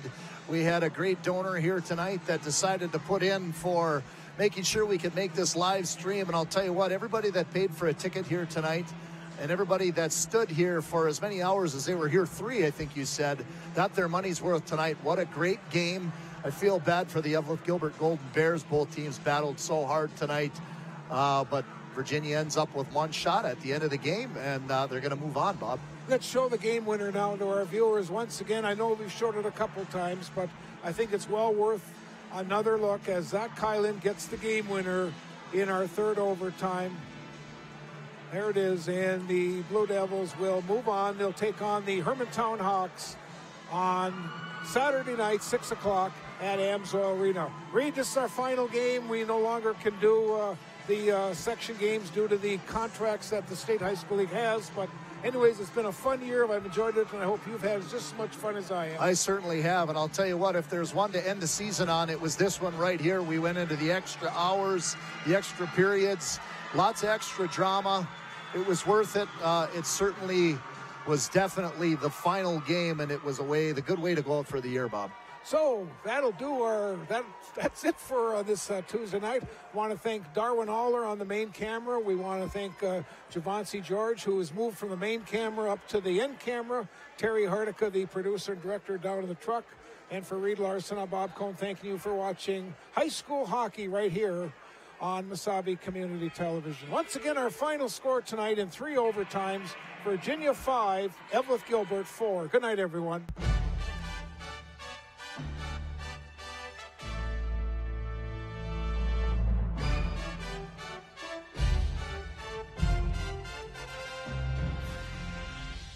Boards into center ice. Now the puck comes into the Blue Devils zone. They battle for it, and it goes in deep. But they were down front row. What a save. Oh, boy, the Blue Devils got really careless in their own, and Moyer almost made Virginia. Almost cost the Blue Devil one. Senior with a big save for the Blue Devils. Here they come attacking once again. This is Hallett, gets it into the Virginia end. Try to hit Strife. And now it's clear. Here come the Blue Devils. This is Jack Supitz coming in. Supitz is shot and a save by goaltender Orchard. Oh, a great chance by number 11 of the Blue Devils.